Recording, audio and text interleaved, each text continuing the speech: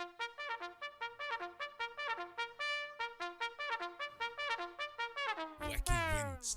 Wednesday. It's Wacky Wednesday con El Bumper. Unfiltered. The real deal. No pre-planning. No chingaderas. Straight up from the bill. Wacky Wednesday. B-Town's very own. It's Wacky Wednesday con El Bumper. Here's your host, Bumper Gomez.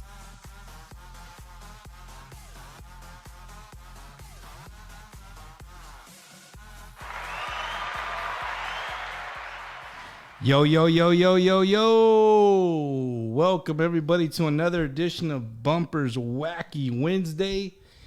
Gave up counting the number of episodes, but hey, here we are again in the new year. This is my first show. Guys, this is my first show back in the studio from my little trip to Florida. People really know how to get down over there in Florida, boy, let me tell you. But ladies and gentlemen, thank you, man. Thank y'all for tuning in for another great episode. Tonight's going to be like no other. Every week is something different. I've been talking to these couple of guys for over a month, and it just so happened my vacation came in and we couldn't get them in, and today we got them in. So it's going to be very interesting. These guys, we've already been laughing our asses off for about 30 minutes. So you're really going to get to get to know these two gentlemen. But this week has, last Wednesday I was live from Homestead, Florida, and being in Homestead, what happened last week at the Capitol was crazy. I talked about that last week, so I'm not gonna bring it up, but it is something important. And then 7 days later, here we are. Something else happened today. And, I don't know, man. I don't know what's to come. It's pretty crazy. It's been a pretty crazy day. I've been, besides working, I've been picking at the news and trying to pick up, what's gonna go on, what's happening with our country. And, it is what it is. I think, we're going to move on. We're America, regardless of where you stand. We'll find some common ground and we'll be able to move forward. It's easier said than done, for sure. Oh, yeah. For sure. It's easier said than done. But yeah, we'll talk a little bit about that a little bit later. So on to the show tonight. I effed up. I can cuss. They don't, I can cuss. Yeah, I fucked up, censored? Man. Yeah, I'm not censored. So I thought that their podcast was called the Port-A-Potty Philosophy. That's a badass name, though, bro. The Port-A-Potty Philosophy. I mean, you could talk shit about anything. I mean, it's a Port-A-Potty Philosophy, right? So, it's not the Port-A-Potty Philosophy.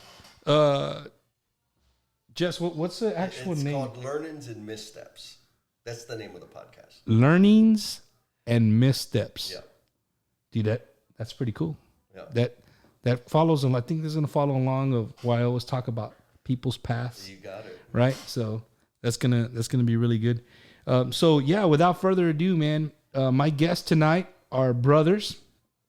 To my left is Jesse, and then his own live camera. Right there he is Mr. Rene. But hey, Rene, we're gonna have to move this because they're gonna make memes about you, bro. You don't want to know what the memes are gonna be about, right? It's too late, man. It's too late, bro. So yeah, there's Rene. He is in the studio, just a different angle. So don't think he's remoting in. He is here. So yeah, but gentlemen, welcome to the Wacky Wednesday studio. I know it's kind of cramped in here, but it's going to get better. I promise you. The next time you guys come, it's going to get better. If you would have been here week 2, week 3, we would have been sitting over there around my island. Yeah. Sitting on a bar stool, talking into my phone. So let me check my comments real quick. Boom. Jesse, tell us a little bit about yourself, man. Where you from? There's some ladies probably already peeping in. I don't know. You single, married? I'm on the catch and release program. Man, my name, well, I'll have to say this because if not, my mom will get mad. My name's Jesus, right? Jesus Hernandez. But everybody in my life knows me as Jesse, which is cool. Southsider, born on the South Side, still live on the South Side. Being a Southsider is a really important thing to me. I feel a responsibility for many reasons, right? One, to stay on that side of town and be an example to the other little homitos, you know? And also I owe a debt from when I was a little necio, right? When I was out there stirring shit up and not making the best decisions. So because of that, I need to stay a Southsider, man. A Southsider. You know, before we go to Rene, and I want to throw this out there because you said Southside, and I don't think I've ever been in. I lived in quite a bit of cities. You know, I've lived in, you know, pretty much anywhere in the South, in big cities. And you know, like in LA, you have Compton, you have Watts, you got, you know, South Central, you got East LA, right? But I honestly believe that to me, San Antonio is the most segregated city in America. And what I mean by that, like, is if you were to look at a map of San Antonio for all the viewers that are not from South Texas or Texas and you've never been to San Antonio, I mean, it's literally segregated to this day. And then I don't think it's not because it's not because what's the word? It's not because they want it to be. It's just from history, and it hasn't changed. Right. And nobody's like, just leave it alone. No, there's not really a mixture of people. So before we get to Rene's intro here, I want to throw that out there. Like, when you say Southside, you know, that's predominantly 99.999999999% Mexicano. Yeah. I won't even say Latino because I'd be lying to you. It's Mexicano, right? Yeah. So it's Mexican.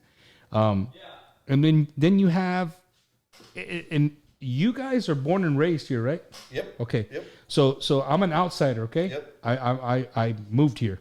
Transplant, exactly. So correct me if I'm wrong, but me as an outsider looking at the city in the almost 10 years that I've lived here, the South Side, again, like we said, is predominantly Mexicano. The West Side to me was very Chicano. Yeah. So when I mean by that, it's like very Mexican American. The culture's more assimilated. Yeah. You know what I mean? And the people there they know both sides. They listen to both kinds of music. You know what I mean? It's just a little different. And the North Side is people with feria, right? With a little bit of money. We lived in the Northeast, and I figured it out. The reason the Northeast is so mixed with people is because of the military bases. So people retire here, and there's a good mix, and people have been retiring for years and years and years. So there's a good mix of people. The East Side is predominantly African American, right? So to my viewers, well, where does that leave the white people? Well, they're here. They're here. They're in the North Side. The far now they're in the far west. West Side now it's it's a far west. What they call the West Side? Yeah, it's what is not the West Side to San Antonio. Yeah. We live in West San Antonio. No, you don't. No, you don't. Negative. You live by Woodlawn Park? Nope. Oh, you don't live on the West Side. But the GPS says I'm on the West Side. So Rene, you're up, bro. What's tell us a little bit about yourself. Yeah, so my name's Rene Duron. I too am born and raised Southsider, San Antonio. I'm a leak detection technician for San Antonio water system. And I laugh because, I you say that name and it's kind of like Voldemort to some people. I know some people don't like the calls that I have to make sometimes. But I'm half black, half Hispanic for those people. So I'm not Dominican. Some people say like, oh, you're Dominicano, or you're Puerto Rican or something, but I cannot dance. Hey, bro, until you said that right now, I never even would have thought about it. I thought you just a dark Mexican. Yeah, that's what I hear. Yeah. Some people straight up say like, you're not even black, you're Mexican. Oh man, well that's good, dude, because that's gonna bring some what do you call it to the show tonight. So, Rene, you single, married? What? Yeah, I'm married with 2 kids. I got a 3-year-old. He's about to be 4 in February, and I got a 1-year-old daughter, a 3-year-old son, and a 1-year-old daughter. What date in February? February. Busted. Put him on the spot. 9th. We celebrate on what? I'm the 12th. I'm the 12th. So, he said he's a sauce technician, right? So, hey, bro, so you're the guy that cuts people's water off? Be real. No, I used to be. Man, what an asshole. This guy, bro, he's freaking. He's the guy who cuts people's water off, man. Wow. No, he came in here and I was giving him a hard time. I think that's why he was giggling too when he said saws, is because I got saws about to tear up my driveway tomorrow and rip it to smithereens. And today they came and cut all the concrete and made a mess. So when he told me he worked for saws, I gave him the look. He's like, "What?" It's like, yeah, bro, you freaking. Yeah. So, but guys, welcome to the show, man, and thank you guys for giving me your Wednesday evening. I really appreciate that. Yeah, and I hope people get something from the show. So, Jesse or Jesus, what do you want me to call you, bro? Jesse's cool. Chewy, hey, Jesse, right? Yeah. We all there's always a Jesse that's named Chewy in the family, bro. Yep. Jesse, are you the oldest? I'm the oldest. You are the oldest. The most mature and wise. And what's your name of your Ernest? Ernest. Yeah. He's the one in the other picture, right? Yep. So let's pull that up, man. Ernest is the one with the pipe, the corn pipe, right? Sir. If you're watching Ernest, I'm sorry, bro, but you look like the oldest, vato. Oh God. Yeah. You look older than Jesse, bro. Over here, this guy, maybe it's the plaid shirt. Yeah, it's the innocence. It's the plaid shirt. So, no, Jesse, you said you're a proud Southsider, man, and to me, when you say that, I think that already starts the thing that you started from the bottom, right? And you're proud of your roots and where you come from, which is always great. I think people really need to look at that and see where people come from and how hard they work to get to where they are today. So what company, can we say your company, bro? Yeah, okay. We'll find out if I get... There we go. If I get fired, dude, you're going to have a co-host. There we go. Going forward. So who do you work for? I work for Turner Construction. Turner Construction. If you guys don't know about Turner Construction, I think they're the largest construction company in the United States. Yeah, pretty big. Pretty big, right? Yeah. And the only reason I know that is because of my trip to Miami. I took a trip for the millionaire boat tour, and the guy, hey, you ever heard of Turner Construction? There's his house, and he lives right next to the guy who invented Viagra. Yeah. So yeah, man. So you work for Turner. What exactly do you do? I mean, are you a construction worker? Did you start as a construction worker? Yeah, well, I'll start with where I started. So I'm a plumber by trade, right? I started working.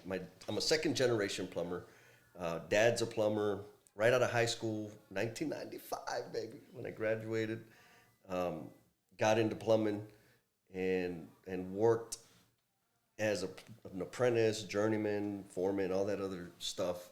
I worked for TD Industries for about 17 years, mechanical contractor. And Turner, before I left TD, when I was at TD, at the very end, I was a carpet dweller, right? Like I wasn't in the field anymore. I didn't work. Look at my pretty nails, right? He said carpet dweller. I was in the office. Dude. I hear you. And at the very end of my career, I guess it kind of touches on, giving back, right? At the very end of my career there at TD, I was really focused on developing people. helping people transition from journeyman to foreman and from foreman to superintendent to help them, make more money and help the business, and discovered that was really, I don't want to use the word passion, but it was just really important to me. Like I discovered, because I had lived through it. So all those positions that you're transitioning, you've done them. You had done them all. Yes. For years and years and years and years. Yes. So I started with them as a journeyman plumber. Then I got promoted to be a foreman, and I sucked at it. Right? Like they said, then here's all this paperwork, fill it out, and you're a foreman. Oh shit! I had to figure it out. So I sucked for a couple years, figured it out, sucked a little bit less, and when I started feeling like, okay, I got it, promotion, and I suck again, right?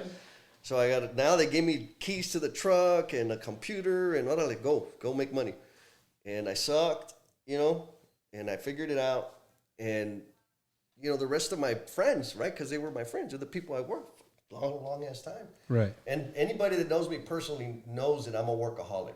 So like my work people really are a part of my family. Like Rene, is that true? Yeah, that's and so they were my friends, and it was, you like to feel successful? I mean, I do, but when you say they were your friends, I think of my Marine Corps hat turns on, and that's a huge say in the Marine Corps. Like I'm trying to get my mind where you're at in the civilian world, right? Yep. When you're like an E3 and then you pick up E4 in the Marine Corps, it's called you become a non-commissioned officer, right? You become an NCO, and your leadership. It drastically changes. So yes. As an E1, E2, E3, everybody's buddies. Yep. Like, you know what I mean? There's you're higher ranked than me, but I'm really not going to listen to what the hell you say, right?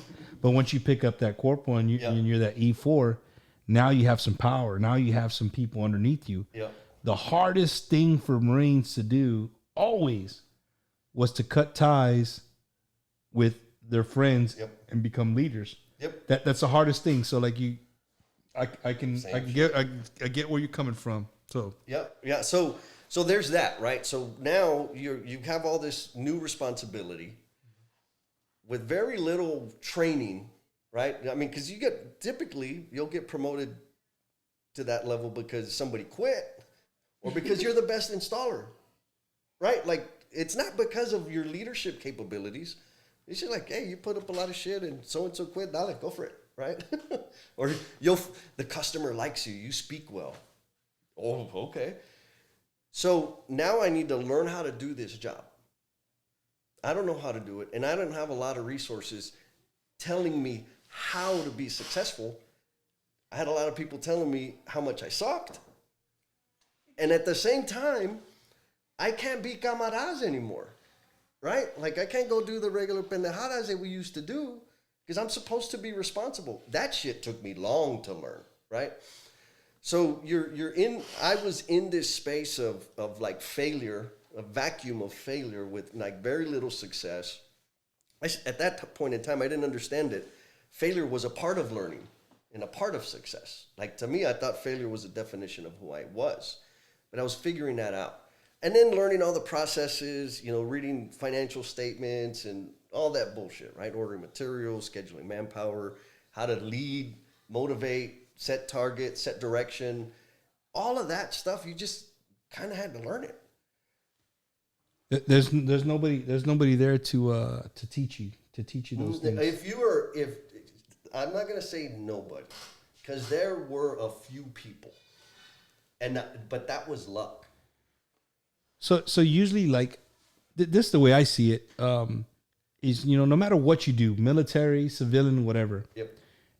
When you're 18, 19, 20 years old, if you're a welder, if you're, you put up, you're a framer, right? You put a frame, whatever you do, you're going to take from people, right? You're going to take from people. I really like how Jesse talks to us. I really like how Rene actually does the work and how he gets people to work, right? But I hate the way he talks to the people. So I'm going to take the way Jesse talks to people and I'm going to take your work ethic. I'm going to mix them. I'm going to make my own. Yep. Right. I'm going to be honest with you. Going from military to civilian, you don't see that very much. Right.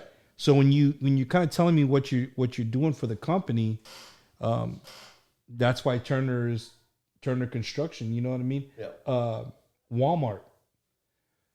Believe it or not, Walmart actually has a very good counseling system. Mm. Do you have a counseling system where you work at? Yeah, we actually. So like quarterly, I'm gonna call in Rene. It's like, hey Rene, check it out, bro. You've been working automotive. It looks full every night that I walk through. You're selling tires like it's freaking crazy, right? You're doing what you're getting great customer feedback. Boom, you're doing what you're supposed to do. And they annotate that, right? And they put it in. So that way when you come up for promotion, they're like, hey man, this guy's been good. Or hey Rene, bro, I walk back there, shelves are empty. You're not, you know what I mean? Yep. So I used to work with them part-time. You know, I used to moonlight in the military. I used to moonlight there.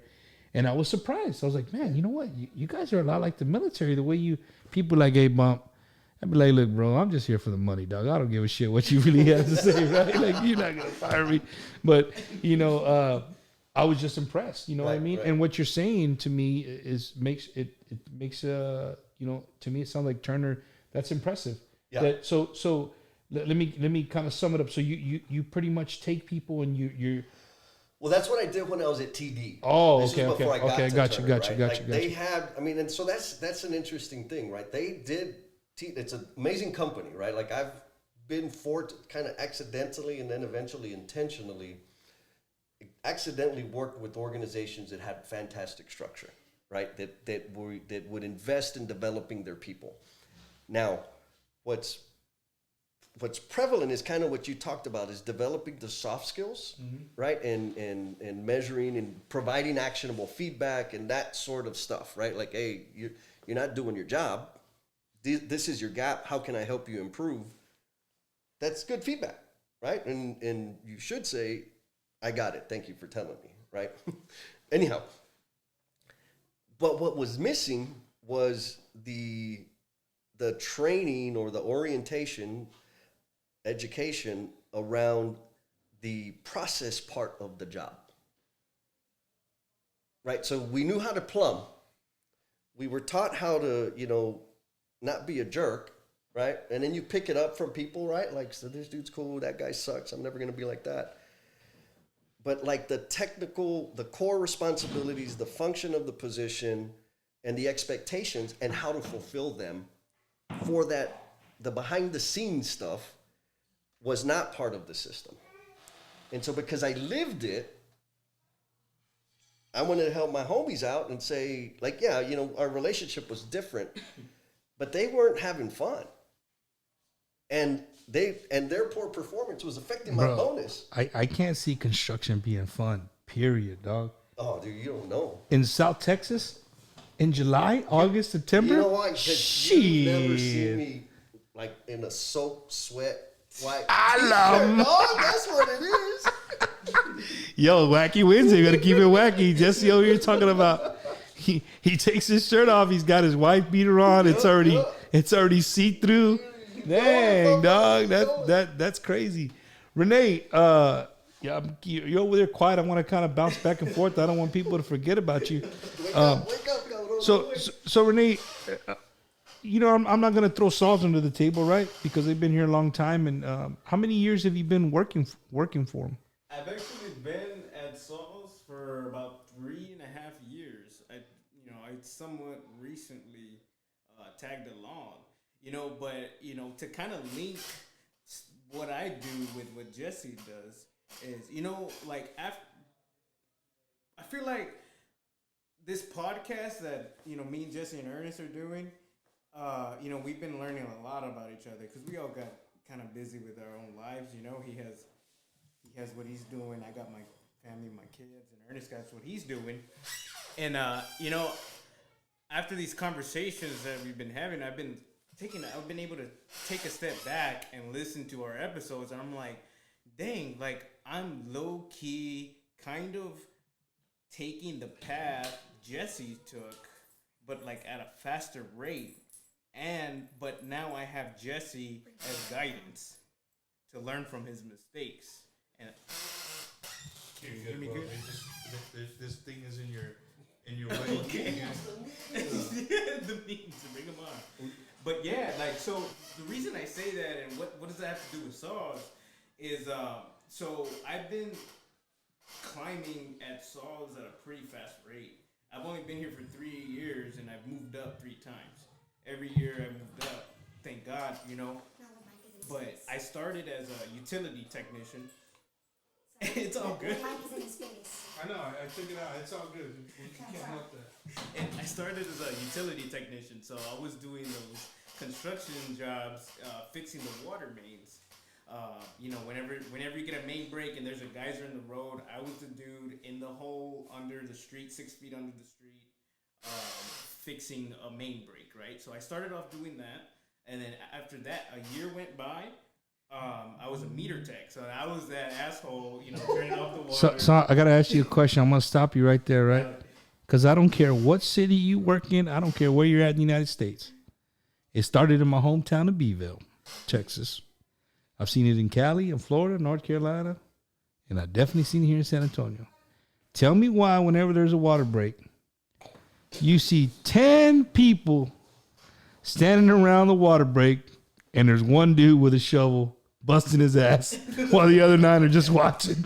Bro, I got the best. I know. I was exactly that dude.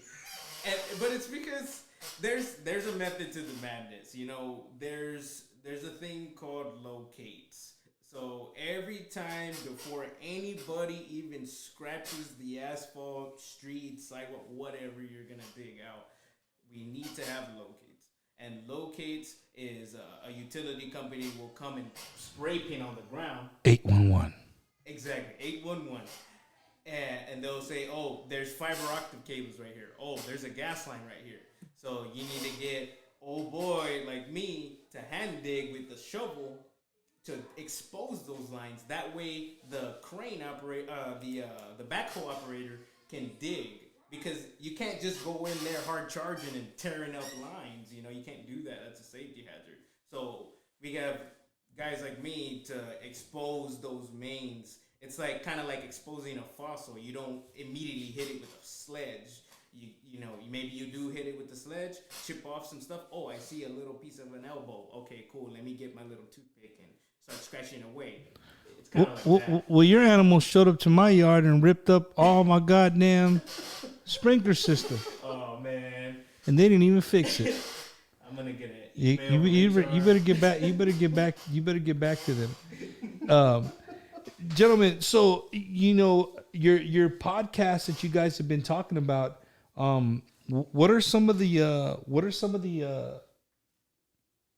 topics that y'all been talking about? Is it just about people furthering their careers in your industry? That's what it is. That's what it is in total, or is it just, you know?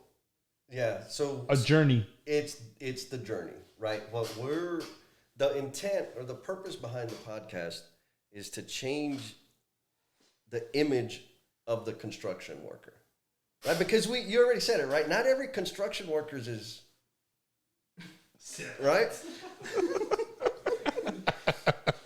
So when people envision a construction worker, what do they think of? Right? What's the picture they see in their head? I think of a guy wearing a hard hat. Yep. With a white T-shirt and a white beater underneath. Yep. And his pants with no belt, yep. Just his utility belt. Yep.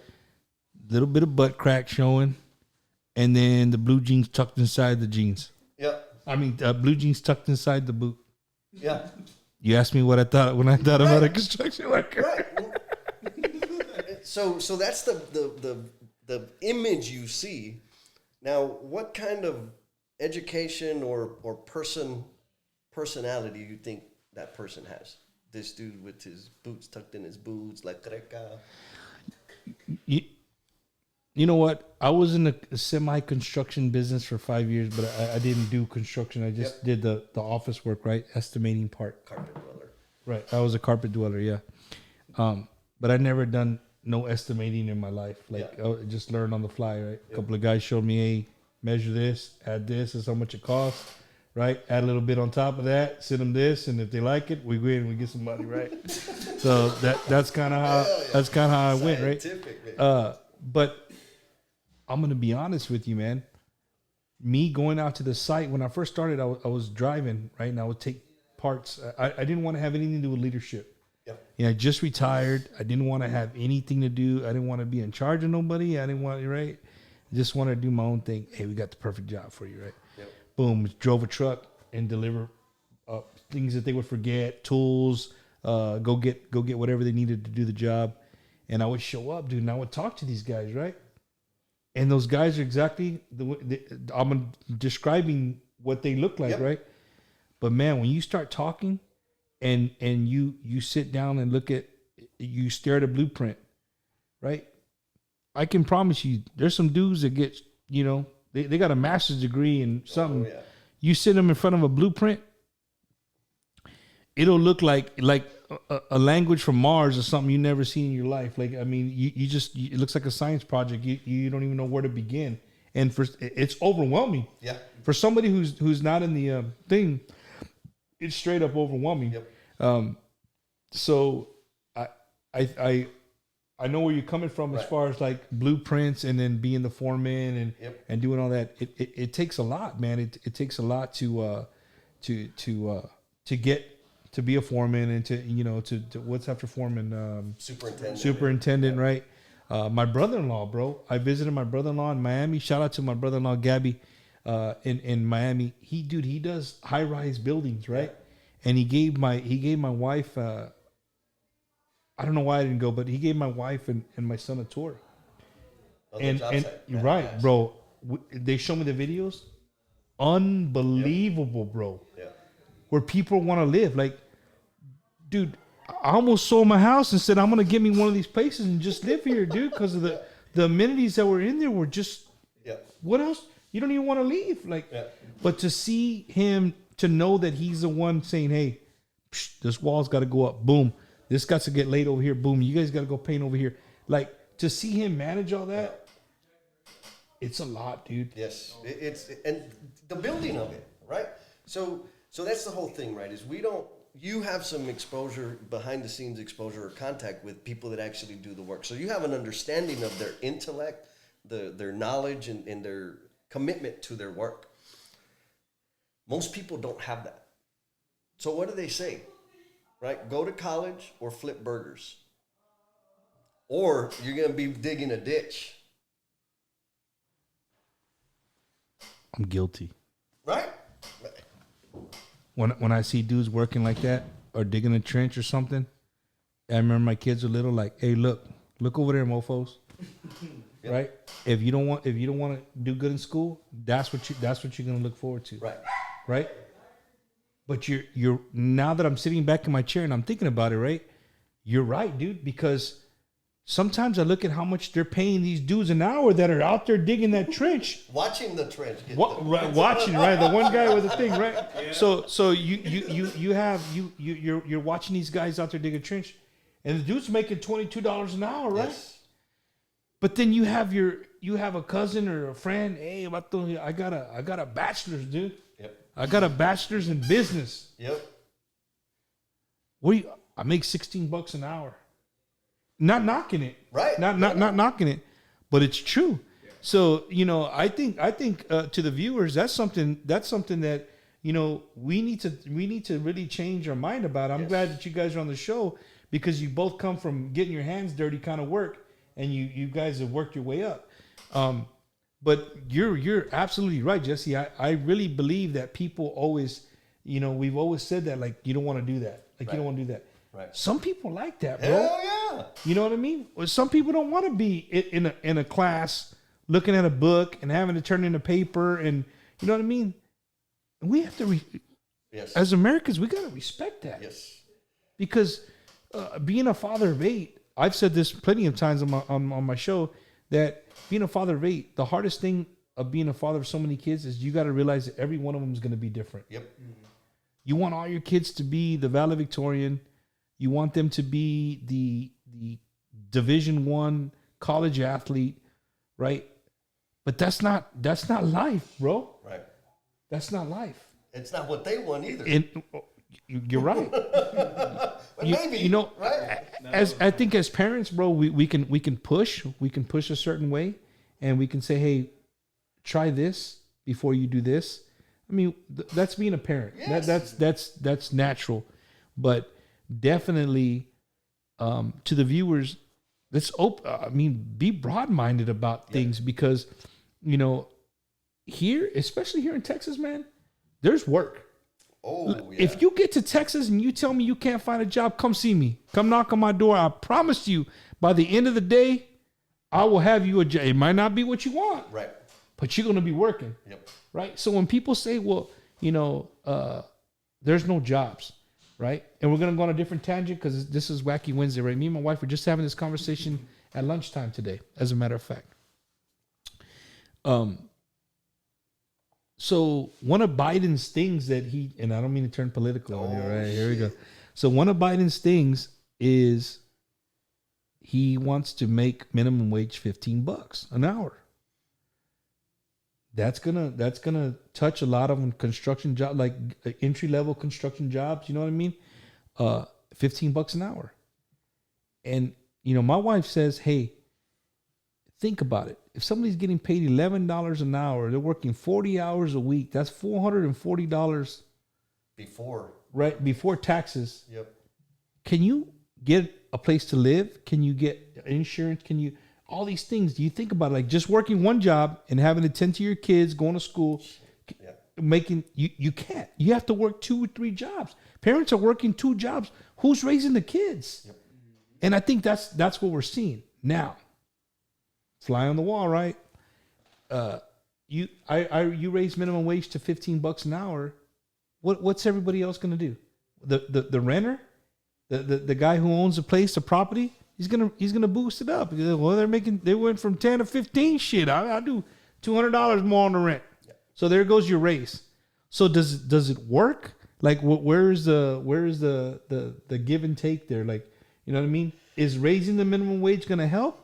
Or it's gonna. I want to get the hardworking gentleman that both of you are. What's your take on that? Man, so here's my take: is if we weren't also damn stingy and greedy, that shit would work. But you know what? Most people are focused on acquiring shiny shit. And how do they acquire shiny shit? By getting more money. And so because they want to go buy a new mugrero, right? Whatever it is. And let's say they own a house. Oh, you're making more money? Boom, let me raise it so I can go buy more shit. That's the problem, right? For my personal opinion, if we were focused on what we as an individual could contribute back, and I'm not saying giving money, I'm saying sharing the gifts and talents that we've been blessed with. If we would focus on that, we would have so much fulfillment that shiny shit wouldn't matter. We wouldn't have to buy a pinche iPhone or get my eyebrows done. Like, we wouldn't need those things. I like those things, bro. I'm not judging you, dog. I'm not judging no, you. We no. got like 9 phones here. You say that, right? And you know what? I haven't talked to my wife about this, but in my head, driving back, I was visiting Florida, right? So I went to Miami, and Tampa's about 4.5 hours away, right? Yep. So one of my old buddies that's retired as well from the military, he's doing so well for himself, bro. Me and my wife went to visit him, and it was just being around them was so great. We missed them both, you know what I mean? Just being able to catch up, but to see what he has done, right, with himself and what him and his wife have done, and they bought homes and stuff. But it's funny you say that, bro. It's so funny you say shiny and they want this and that. I'm not gonna throw them out. I'm not gonna put their private life out there, right? But they're off. They're well off now, right? And I started laughing at him. He's like, "Why are you laughing at me, bro?" I said, "Dude, please tell me that is not an iPhone 5 in your hand." Nice. And he's like, "Hey, fucking works. It works. It texts. It calls. I don't need another phone." So it made me think, like, you know what? You're right, bro. The more money you make, you want to spend. And the people who are like just chilled about it, they have a little more to show for it as far as like, you know, stuff like that. So he drives a freaking Tesla, but he has an iPhone 5. You know what I mean? Yeah. Yes. But everybody's different. Like, you Right, know what you right. said, you know, but you're right. I think the more money people make, they want to go buy more shiny shit. But that's what makes our country work. It's a capitalist society. Capitalism. Absolutely, right. So- but I think for me, anyways, like freedom for me is no debt. I agree. True. Because I can do whatever the hell I want. And you know what? You want to fire me? Later. You be Out. good. I'll go dance again for money. Hey, well, what do you think about this? So I caught like a section of conversation about the minimum wage on NPR the other day, and I don't know, they had some expert on there talking about, okay, so who does the minimum wage, if we bump it up to 15 an hour, who does it impact, right away, immediately, who does it impact? So we're talking about any fast food workers, Walmart employees, mostly the fast food. That's who I heard. Fast food and Walmart employees, right? So okay, so we bump it up to 15. How do we pay for that? How do we pay their wages, right? So they were saying that you would see an increase in fast food rates, like a freaking. Well, they would see it worse, right? So I'm thinking like the impact it would have is on these. Think about any job or any business that pays people minimum wage. What do those prices? How do they increase, and how does that affect your life? I was thinking about that the other day. What do you guys think about that? Stop buying that shit. I still want to know, you being how old are you, Rene? 27. 27. So you being a young father of two, right? If you're out there doing that construction job and they say, hey, Rene, let me give you this job for $13.75 an hour, bro. You stay with me for 3 months, you bump you up to 14. What do you think you could live the way you're living right now off of $14 an hour? No, definitely not. You'd have to work 2 jobs. For sure. So I don't know. Fast food, I'm guilty of it. I think we're all guilty of it, man. I mean, sometimes like USAA, bro. I don't know if your bank does it, but like if you when you do your money calculations for the month and stuff, it breaks it down to like a pie chart. Yep. And sometimes I get pissed, dude, because I'm just like, bro, for real? We spent that much money going out to eat. But what it is, man, I think it's now during the COVID, it's gone up just because we get tired of eating at home, right? But during normal times, we're so busy body, bro. You know what I mean? You're taking kids to practice. You're picking them up from dance. You got to go do this. You got to go, if you volunteer at the church, if you volunteer somewhere, you know what I mean? You're going 100 miles an hour. When do you have time to cook and to eat? So it's convenience. Yeah, we got to flip it. It's not about how much you make. It's about how much you spend. Right? And other people know I'm a pretty cheap son of a bitch. Right? I don't like spending money. Right? Like, this is natural. I don't have to pay for this. But when we get, and again, this isn't a judgment, man. I've been there. Got the house with the 2-car garage, 3 bedrooms, car, truck, fishing trips, vacations. I had all that bullshit. And I had to do a job that I hated to be able to afford that. Yeah, that's powerful, bro. I mean, that's what they call it's not if you love what you do, it's not a job, right? You look forward to getting up and going to work. Yep. I've heard people say you're house rich, right? You work to pay your home, and that's it. Like, after that, what you can't do nothing. You can't even order a damn pizza. You know what I'm saying? You're eating ramen noodles, but you live in a big house. Like, there's all kinds of different ways to look at it. But I think as a country, man, we really need to fix that, bro, because in all honesty, though, to me, what you were saying is kind of damn if you do and damn if you don't, Yeah, right? Because you raise the minimum wage, people go out and buy things, right? And they're not going to better themselves like we would hope. Okay, we're raising the minimum wage. It's going to help you life better. But now people are buying more drugs. People buying more liquor. People are going to the bars. You know what I mean? They're not putting the money back in the economy in a sense of. Well, what about putting that money back into themselves? If you're already living and surviving on your current income, let's just say it's $11 an hour. Minimum wage goes up to $15 an hour. You're making $200 more a week now. Mm-hmm. Instead of spending that shit, save it. Invest it into yourself, right? Take a class, learn something, or just don't spend the shit. Do you know how to invest money? A little bit. That's another thing culturally. Yep. Got to spend it. Renee's 27 years old. You're what, 44? 44. I know I look 16. 44. He's 44, right? I'm going to be... Yeah. You forgot. Can't count that high. But who... Did your mom teach you about credit? No, definitely. She told me don't get credit, don't get a credit card. Stay away from credit. Yeah. Well, dude,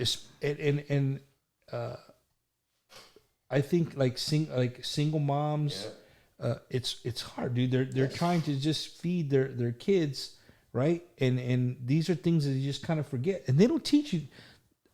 Correct me if I have some teachers who are watching.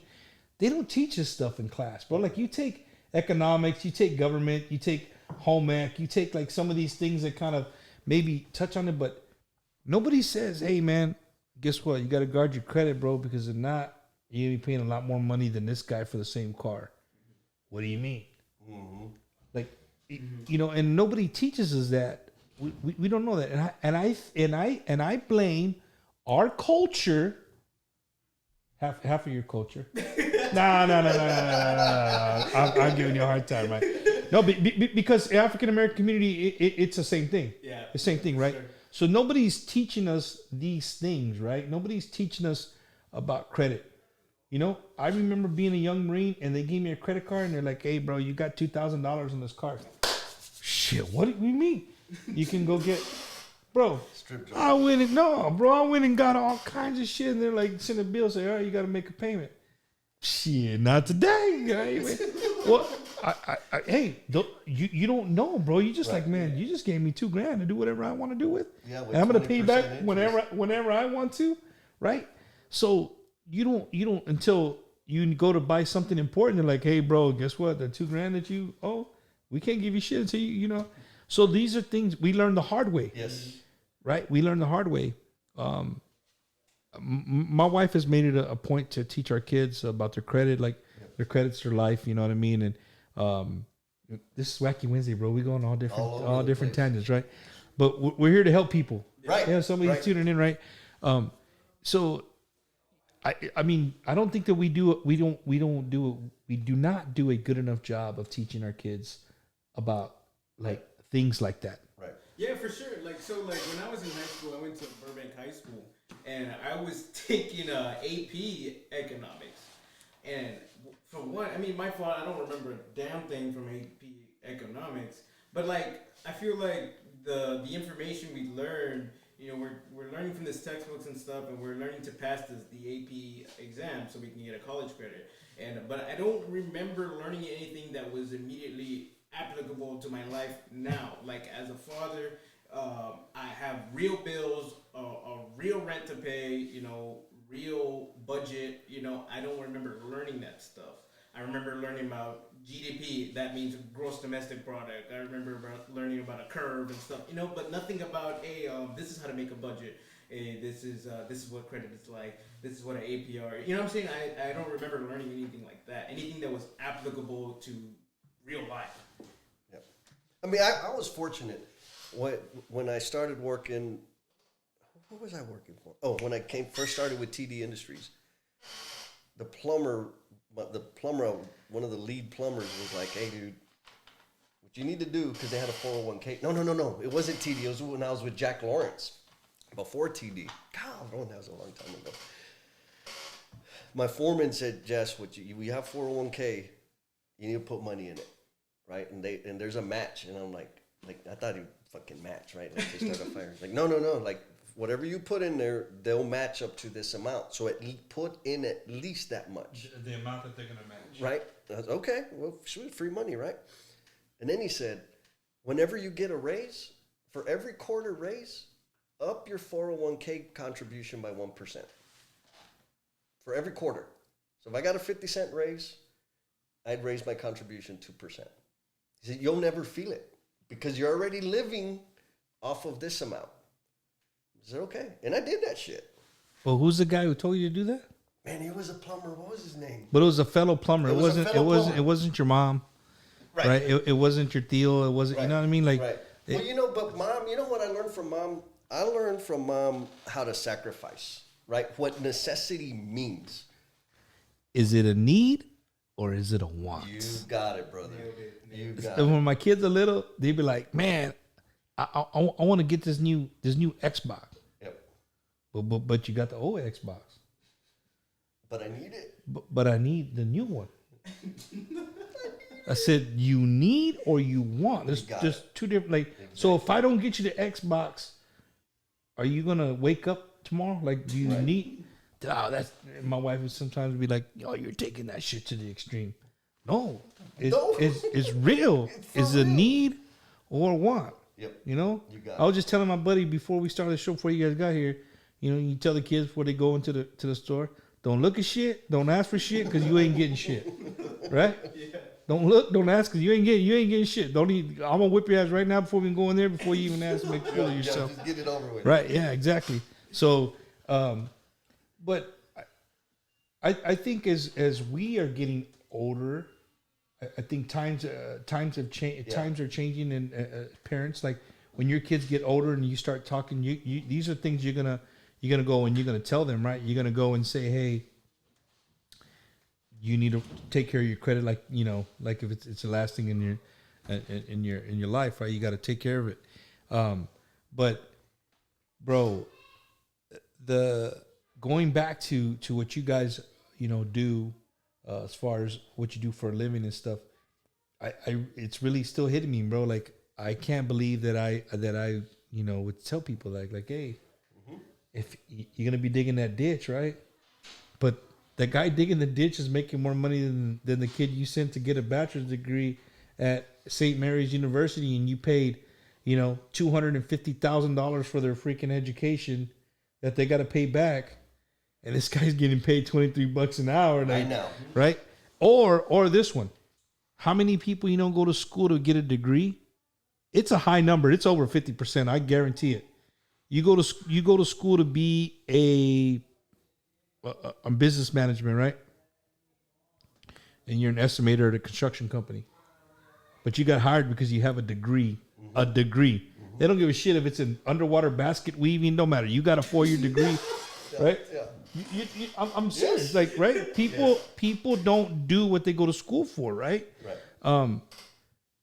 And you overlook what you got, what you guys are doing, what you guys do for a living, Jesse. So, can you, to the viewers, if they have a son or a daughter who's interested in, and maybe like, you know, they're a senior this year, and you start getting the conversation of like, okay, where are we going to go to school? Where are we going to go? Because as a parent, man, I'm going to tell you, my first kid, when they want to go to college, I never went to college. My wife never went to school. That shit, I don't know what anxiety is, but I think I got it when I left the student. They had like the parent student intro to college, right? They come and talk to you about filling out the application. I was like, shit, they're not going for a job. They're going to go for school. Like, what do you mean application, bro? You go enroll and you go to school, right? It's boarding them. If they're going to stay there, you got to put deposits down. And I'm thinking to myself, dude, hardworking people can't put down $700 deposit. I mean, maybe if you can, good on you. Right. But if you got, kids looking at 3 or 4 different colleges and you got to put a deposit down for them to stay there if they get accepted, like these, just things like that, like all this paperwork, the FAFSA, you got to turn in this and turn in that. That shit, dude, is overwhelming, bro. Yes. I left there and I sat in my car and I looked at my wife and I just put my head down and I said to myself, man, if we got to do this for all 8 of these kids, we're going to be in a world of shit. Right? You gotta get 6 jobs. Right. You gotta get 6 jobs, right? But gracias a Dios that they each found their own way, right? Where there's a will, there's a way. But back to where I was going, right? If you have a person, maybe they're already out of school, maybe they're just they're in the year that everybody gets. Oh, I don't know what I'm gonna do. I'm gonna be at home hanging out with friends, playing video games. A lot of kids now they just stuck on them video games, right? Yep. And you're trying to push them to school. What's your take on that? Both of you. I mean, Rene, feel free to hop in there if you want. What's your take on? What should we tell them? Like, what's a good conversation? Two things, right? Is if a college education is important to you, important to your family, do it. It's a commitment, and it's the same if you decide to go the trade route. It's a commitment, right? There are sacrifices for every goal that we have. There's sacrifices, right? And so, if you want to go to university, it's important. The environment. I think one critical thing that we don't think about when we're considering a career or choosing a direction is the type of environment that we flourish in. Right. So back to, me, when I got into, my dad's a plumber. I got the summer job to save money so that I could pay for my room and board at Tyler Junior College. That was the only reason I got that job, because I could make enough money to pay whatever it was. Right. Mm-hmm. And when I got on that job site, I was like, oh shit, I'm home. Because I'm a nerd. Right. Like I was supposed to go. I got accepted to St. Mary's. I got a U of H and engineering. Now, you be an engineer. Why? Well, because you're good at math and they make a lot of money. I didn't know what the hell an engineer was, right? I didn't know the environment they worked in. All I knew was they told me I should be an engineer, so I'm going to do that. I went to work on that job site, and for the first time ever, my energy was not distracting people. People weren't giving me shit because I'm necio and moving around and it was loud. There was all kinds of stuff going on. It's a competitive environment, right? Like if I install, you're going, I'm put more in than you, right? Like I could cuss. The environment itself was like all of a sudden I was not less than. In a classroom, I'm less than because I can't sit my ass down. I can't stay quiet. I want to interact with people. I got energy that I need to do something with all the time. Even to this day, I still haven't, it's still, it's hard. So if I had an office, like a full-time office job, my ass would have got fired. I agree 100%. Like what you're saying, to sum it up, you felt at home. You were in your realm. Yes. You were in your realm, and I say the same thing about sitting at a desk. Yep.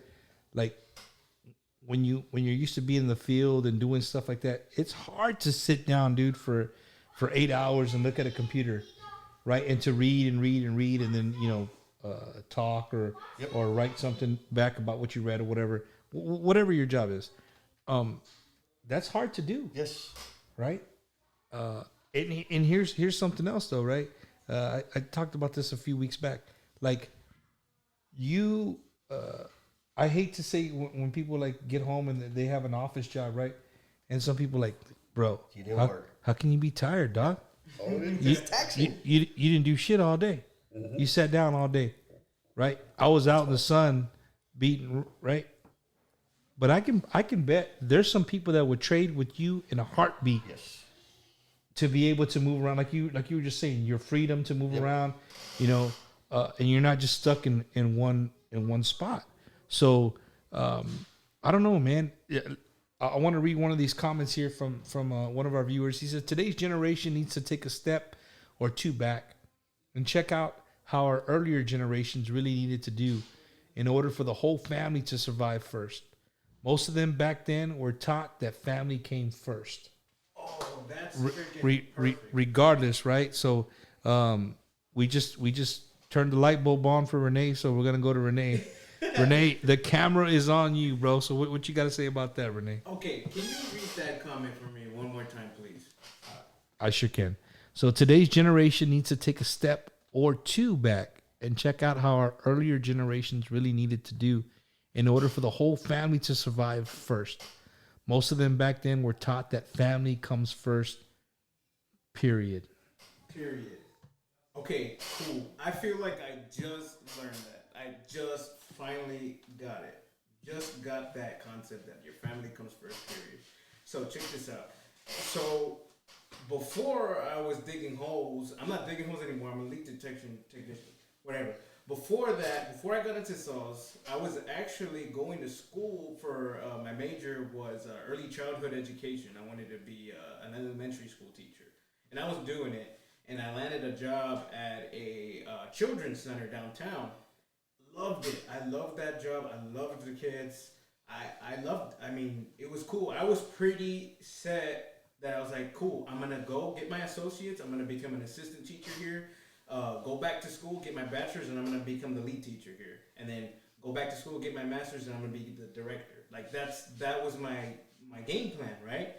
But family comes first, right? So, like, I was single at the time, going to school, you know, living the bachelor life or whatever you want to call it.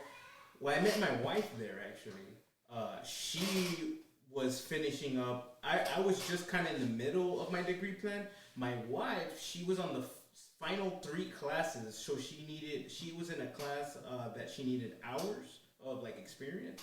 And she was doing her hours at my children's center, not mine, but, you know. And I saw her there. Right? And, yeah, and I saw her across the playground, and I was like, wow, that girl is so beautiful. Like, she would never speak to me. Like, there's no way. She's just doing her hours. You know, I'll never see her again, right? But it'd be nice to imagine. And lo and behold, she gets a job here too. And we start, you know, I start talking to her, and we start talking. We start getting to know each other, and we just hit it off right off the bat.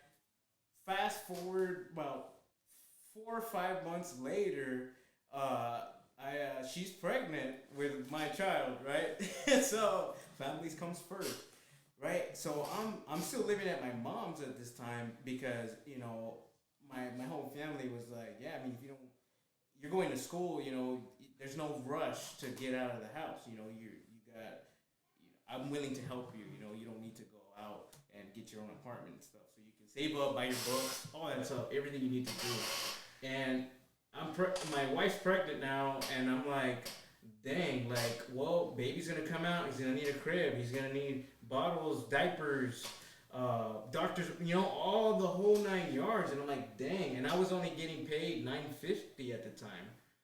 And I was like, I feel like this isn't gonna cut it. And also too, I was like, I feel like in my opinion at the time, I was like, I feel like it's not right for me to have my wife or my girlfriend at the time and my son cramped up in my little room at my mom's house. I feel like I need to provide for my children and my wife because family comes first always, period, right? That's how I felt.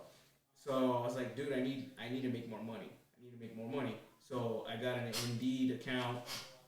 So school at the time was not going to cut it. School at the time was not going to cut it for me.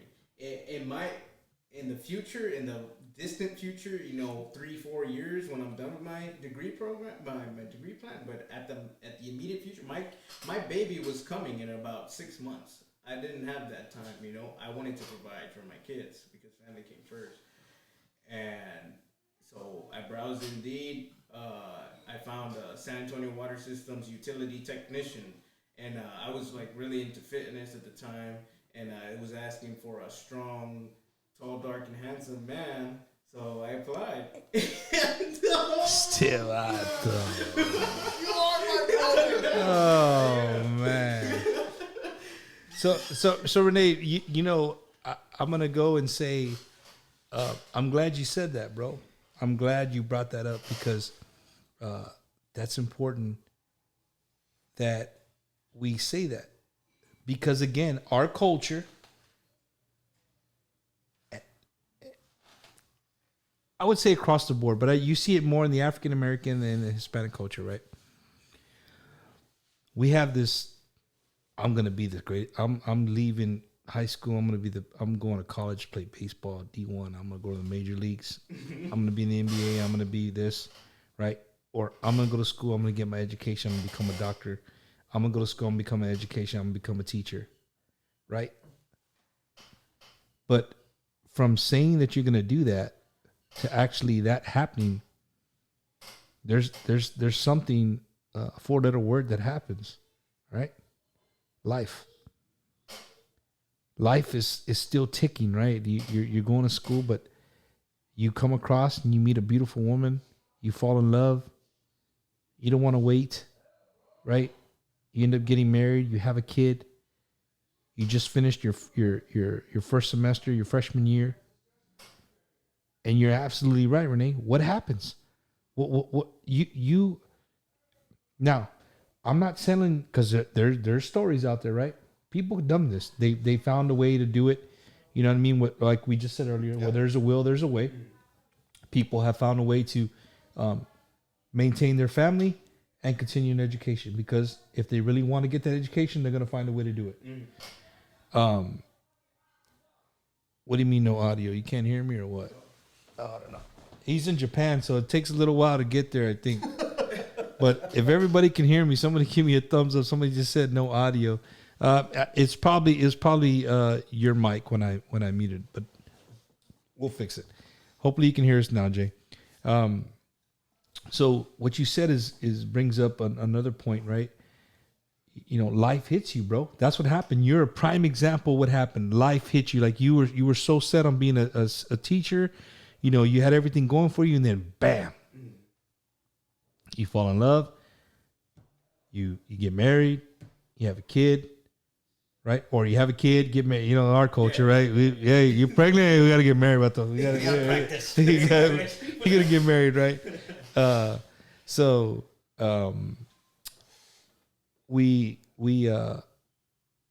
We as people, we find a way, right? And usually what happens is you go out to where you can make as much money as you can to provide for your family. And, you know, you like your mom was giving you somewhere to stay. You didn't have nothing to worry. All you had to do is go to school. That's it. Go to school. And I'm sure your brother told you the same thing. Like, I don't care what you do. Like, I'm going to take care of you as long as you just go to school, right? Don't worry about paying no light, no water. You ain't got to pay shit. You ain't got to work. All you got to do is go to school and get that degree. But then our path, right? That straight path that you were going, you just did a hard right or a hard left. And then you now shit branches off because now you got a family, and we have to do what we have to do as a man of the house. We have to do what we have to do, which is not a bad thing, right? Because we all have our own destiny. I mean, I don't know if you guys believe in destiny. I believe in destiny. Sometimes, you know, maybe it wasn't made for you to be a teacher. Maybe one day some kid was gonna piss you off, or you're gonna flip a desk, and then all your 4 years that you went to school for down the drain. And now what do? You're gonna go apply. What was your? I was a teacher. What happened? I flipped the desk because they pissed me off. Okay, so I didn't flip no desk, but I did get pissed off. I didn't get pissed off at work so check this out. So my wife got pregnant, and I still stayed at the school, and I didn't realize right away that. I didn't have the plan about, we're moving out yet. So I still stayed at the school. I was going that route where, okay, we're going to do it all. I'm going to finish school, stay here, and nothing changes. Nothing changes, and let's try. But, the baby came, and I realized that's probably going to be a no-go. we need our own place. So that being said, I had my son, and I feel like when you don't have kids, you got a certain amount of patience for other children, right? But when you have your own child, I feel like my patience for other children went a little bit lower. So like, I had a new class. So I was in a class where with 2-year-olds, right? So and everybody knows about the terrible twos. But before I had my son, terrible twos. I mean, no problem, right? But Hold up, bro. So where you worked at was like a kid center? yeah, it was a children's center. So we had And you worked in the classroom with 2-year-olds. all 2 years. Rene, I'm going to tell you something. Don't get offended at all. Go ahead. You're the first male that I've ever met in all my 40-something years of life that I knew worked in a place like that. Now, I've seen people, they work in the cafe, like where they make the food for the kids or something like that, or they drive the van that picks them up in the morning, right, or whatever, but never somebody who works inside the classroom. My daughter does that part-time, and usually she takes over the dinner stories at dinner time of what happened that day, dealing with kids and shit. Because I think she does like 2-year-olds or something like that too.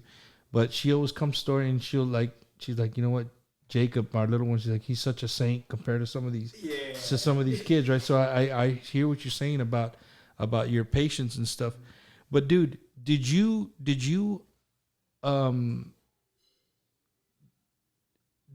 like when you started your family, did you say, you know what, all my dreams that I had, boom, I'm putting them to the side because this is what I have to do?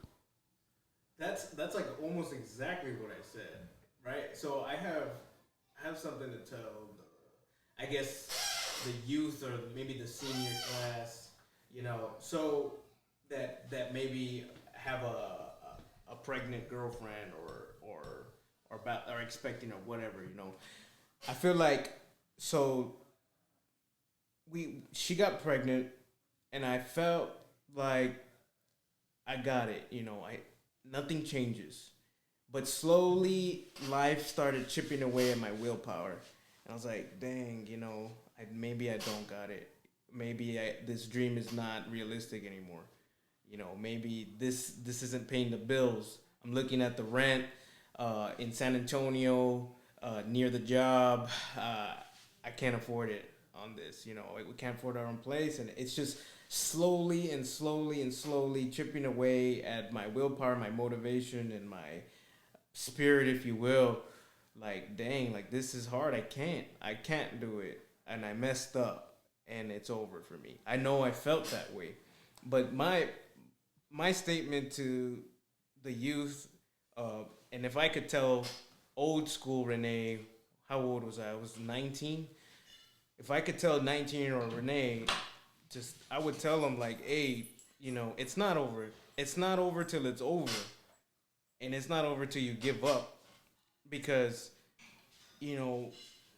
that was the single best decision I've ever made in my life, was to marry my wife.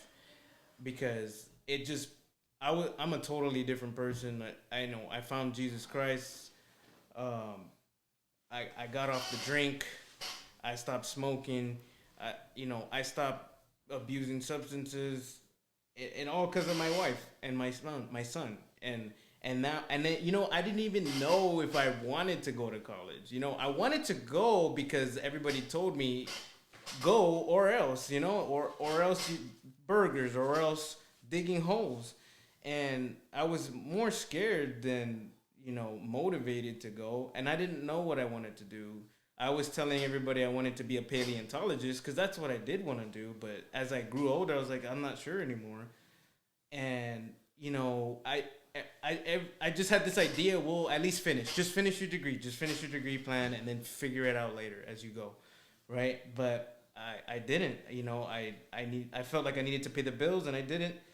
And I got this job, and I liked it, I actually liked it, and I actually felt cool. Like I was like, hey, this is cool. And then I met some, cool forward persons, and I met cool workers, and I met if you saw our episode with Pancho, my mentor, I met Pancho, and wow, that guy was awesome. Like he was an operator. I felt like he was the first person outside of my family to really believe in me and coach me and really show me the ropes of life, of Jesus, of what it means to be a man, what it means to love your family first. He was the first person I ever met like that. How old is this guy, if you don't mind me asking? He was, at the time when I met him, I think he was 56. He was 56. You talk about mentors, right? And helping you along the way, because your dream stopped. You did what you have to do, but then somebody picked you up, right? Right. Somebody, y'all gonna have to share this mic, because this mic over here is crappy. So as y'all talk, y'all can. But as I'm hearing you talk, right, I'm watching your brother, and he's nodding his head.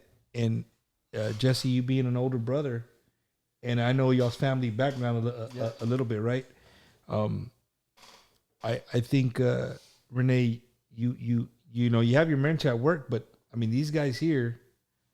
I mean, I could do a whole. Ladies and gentlemen, I'm telling you, I'm not even bullshitting you, not even a little bit. I could do a whole 4-hour show with this dude right here, but like, and we'll touch a little bit on it, because his story is cool, man. His story, it happens to a lot. It happens to a lot of people, and I wasn't cutting you off, Rene. I really like seeing Jesse nod his hair, and it's kind of one of those things like, yeah, bro, like he's seen you at your worst, and he's seen you at your best. You still, you got way more to go, right? And it's just cool to see a big brother looking at his little brother like, yeah, bro, he's seen you down here, and where you're going as a family man. That's an awesome feeling, bro. I love my little brothers. Like, I'm really not as close as I wish I was, with them. And it's just, that's the military, like being away. You don't have that closeness. I try now a little bit. I reach out to them here and there, but to see, I know you guys grew up really close, and to see you nodding your head, you know what I mean. It's kind of like the dad nod, like yeah, motherfucker. Like I seen you at your worst, and yet here you are, Jesse, as a big brother, bro. How did it make you? Do you remember the conversation, Rene coming to you telling, hey man, old girl's, she's pregnant. So let's hear a little bit about that conversation, because maybe it's not there, but I see more of a slight father-son in a sense, right? I mean, y'all, you know what I mean? But a little bit, am I right or am I wrong? Kind of in the sense. Sure. So Jesse, walk the viewers through, maybe if you can remember the actual conversation you had with your brother. I can't. And remember. be real. Like, I want to know what you said. Conversation, but I do remember what I felt. Like you talked about, you can make me cry, fucker. You talked about me nodding, hearing him talk. I've said this before. I've told you. Rene's my hero. He saved my life. You kind of alluded to it, but I made a lot of short-sighted, selfish decisions. It put my life at risk, and others at risk also. And so, man, I'm immensely proud of this dude. And so when he told me that he's gonna have a baby, what I felt was, because he's my hero, he's gonna do what I can't do. Like, be a dad, be a family man. He's the most practical man I've ever met. Always thoughtful. I mean, he talks about like he was making bad decisions, but bro, like all the dumb shit he's done in his life, I did on a weekend. He's not lying. Right? Like I did that on a Saturday, every Saturday when I was 14. I remember, I don't know if you remember, we had that poker tournament when you turned 18. Yeah, I remember. And that. so it was me and all my camaradas from work and Rene. We had a Texas Hold'em tournament, right? We were just playing cards. With real money? With real money. Alama. Hey, and all my friends start telling stories of all my shit. And this dude's looking at me like, the fuck are you? Right? Because we did have that kind of paternal relationship where I was the enforcer and disciplinarian. Right. And everybody's like, hey, so what'd you think? He's like, man, all this time I thought you were like straight lace and you're a freaking loser. I remember that. Yeah, I remember. Damn, bro. You got all the dirt. Not like you're my idol. No, Yeah, I want to be just like you. Fuck no, I don't want to be like you. You're a loser. You made me do all this shit and you did what? Yeah. So when he told me, sacrifice, right? It's like, well, what are you going to do? I expect you to do the right thing. I trust that you'll do the right thing, but what are you thinking? Right? I wasn't worried about him. I supported him. I was very active, actually, in his academic career in middle school and high school. Because he said he wanted to be a freaking paleontologist. So I wanted to help him achieve that shit, right? But I knew the realities of life were coming into play now. So it's like, okay, you may not be able to go to school and be a teacher. Like, shit's going to change. Are you ready for it? What are you going to do? That was my one question. In my heart, I assumed that he was going to commit himself and dedicate himself to his now wife and the baby. But what were you? 19. 19? Yeah, I think I was 19. Fucking 19, right? Like in this day and age, I'm out. You can do that, right? Yeah. And I remember just feeling like, oh fuck, like, all right, you gotta wait for his answer. And he's like, no, well, I'm gonna do what I gotta do, be a man. And then of course it's like, all right, dude, well, I got you, got your back, whatever it is. I mean, I maybe didn't help him out financially as much as, not maybe. Like I said, I'm cheap, right? So I got money in the bank, and I could have given them money and given them things, but I decided to go a different route and say, hey, well, let's get you this busted up car so that you don't get in fucking debt, so that you can provide for your family, so that you don't have to have the job that you hate, right? So I was trying to help him in tough ways and also help him develop the skill of asking for help, because that was a skill that took me 40 years to develop. Again, that goes back to our culture, bro. Right. Our culture teaches us that, hey, that's your shit. You got to take care of your shit. Hey, there's no, right? But if the outside looking in, people look at us, Hispanic people, as we're the opposite way. We are people who help each other out. Like, family comes first, right? I just saw a TikTok the other day. You guys TikTok? TikTok. Well, I don't make TikTok. Like, I don't, but I just like going through. It kills time. And I saw a TikTok, a guy. He was an American guy, a white guy, and he's like, "Hey, man, you know what? What I really dig about Hispanic families is their family values. Like, if you see a party, it's not like people come over and then they go home. Like, it's a party. Like, you know what I mean? Mm-hmm. And it could be a primo of a primo. Like, it's a huge thing, and we help each other out. But do we sometimes? Yeah. It's like your brother could have been like, "Nah, pendejo. You got that girl knocked up. You better figure your shit out, because what I was doing for you is cut off because I'm not taking care of her and a kid for your mistake, right?" Because we consider it a mistake, because you were on a path to do something, and now you've been stopped, and you got the real world hit you. So again, just watching you speak to him or nodding your head to him, it really made me feel like warm inside. Like, man, you know what? I could see that you're really, really proud of him. Yeah. And both of you, man, did you end up getting your degree? Hombre. So so you were talking the summer you were plumbing. Did it ever cross your mind when you were sitting there, freaking? And I'm not talking down on plumbers at all, but fucking going home full of shit because you had to unclog a drain, going out or whatever. Yeah. You know what I mean? And did you ever just get home and be like, dude, this shit is not worth it. Like the money's not worth it. Or did you say, shit, I could do this shit, bro. Like I can. Yeah. Why go to school when I'm making good money? That's exactly what happened. So I was 18 years old, 1995, no debt, no family, none of that. Making $13.72 an hour in 95. That was a lot of money, right? And there's all kinds of plumbing. So my background is straight up commercial, right? So I take back the shit comment.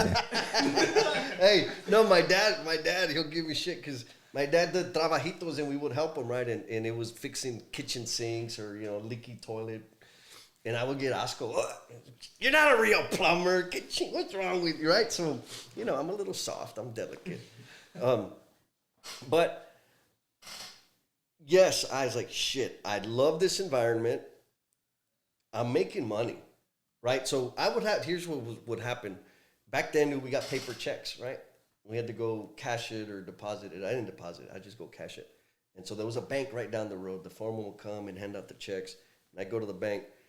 And I was all, sweaty, glistening with my sweat and shit. Hair's all jacked up with the hard hat, right? Dirty, like salt stains in my jeans and mud. Damn, son. You gotta get down, baby. So, and I'm there, and there's some preppies, right? Same age. And they're like they're a little scared fuckers. And I remember feeling like, cabrón, I'm a failure because they went to college. I didn't go to college. And then the next week, I estaban otra vez, hey, where'd you see the A&M game? Y que la chingada. And like, fuck, man, I didn't go to college.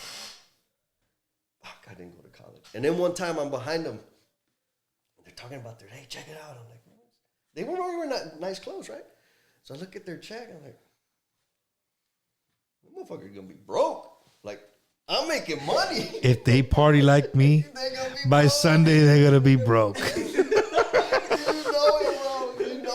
I mean, rounds for nobody. Just there's people that live like that still, bro. Yes. They get paid on Friday, by Monday, like we're not gonna pay this shit because we don't get paid till Friday. Yep. Yes. But Saturday you ate out 3 times, went out drinking, had a $300 bar tab, right? And come Monday you're broke as shit. Yep. Hey, but I can't wait to get paid Friday. You can do it all over again. Right? Yes. That's sometimes that's people's lives. And you know what, dude? If that's what you like to do, I'm not gonna knock it because that's what makes you happy. Who am I to judge, right? Who are we to judge? But you said something when you were in line and you saw the check that I knew that's what kind of you were gonna get to because you're gonna be like, eventually, these guys are clean cut, man. But when it comes down to it, there's a little more zeros behind my check than theirs. Yeah. And you know what, dude? Sometimes doing those jobs, guess what? This is the important part. You work so many hours, you ain't even got time to do stupid shit. Time to spend it, yep. Right? So now you're just building up, like those guys that go out to sea, right? And work out they work out there in the Gulf and shit. They go out there for 2 weeks at a time. Shit, man, they get all they don't have nowhere to spend their money. Mm-hmm. Right? That's why I used to love, man. We used to go out, the single Marines, they go out and they go on the Navy ships. And there ain't shit to buy. You get 3 meals a day. You got somewhere to sleep. And these dudes aren't used to when they're back here in California or wherever they're stationed. Same thing, man. They get paid on Friday, dude. Shit. Oh. These dudes are partying. I mean, they're buying shots for the whole bar. I mean, they party like animals. And come Monday, they're broke. And then they got to wait 2 weeks to get paid again so they can party again. Well, they get on these boats, bro, and the checks just build. And build. Or we go to combat, right? We go to Iraq, you go to Afghanistan. There's nowhere to spend your money. The shit's just building and building and building and building. Unless you got the dumbasses who, share an account with a girlfriend that they just met 2 weeks before they left, and they come back and their bank account's empty, right? And the one guy who listened has 60 G's in the bank, right? Yep. And you have $500 because the chick took out all your money the whole time you got. But she loves me. She told me. Yeah. Right? She made me go off a totally different. I don't know what the hell we were talking about, bro. But no, dude, I'm glad you guys are here today because it really opened my eyes to like, hey, there's other jobs out there. You know, just because you don't go to school doesn't mean you can't make a good living for yourself. You know, Rene's a fine example. He became a family man, and you know, you're working for Saws is a big company, bro. And you know, the thing great about where you're at is that you can only go up. You know what I'm saying? I mean, you always hear about the guy who was sweeping the floor. Next thing you know, he's the CEO of that company. But it's all your work ethic too. Yeah, I mean, but it's just so that's one thing that's consistent. You go to university, you get into the trade, wherever you go, you're gonna have to commit yourself to learning. You're gonna have to sacrifice, and you're gonna have to display work ethic. It doesn't like so the degree. If you go to college, you go here. You gotta have those things, right? You gotta do that to progress and hit that career trajectory. But like one of our listeners from the podcast said, you don't need a degree to get an A in life. You don't need a degree to get an A in life. It's true. Right? I mean, if you think about it, it's true. I mean, look, we heard his story, right? I'm freaking tearing up over like, oh, yo, that dude's badass. Right?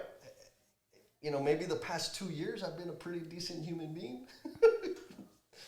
Let's talk. You know, we got about 30 minutes left. Let's talk a little bit about. Oh, shit, I opened the door.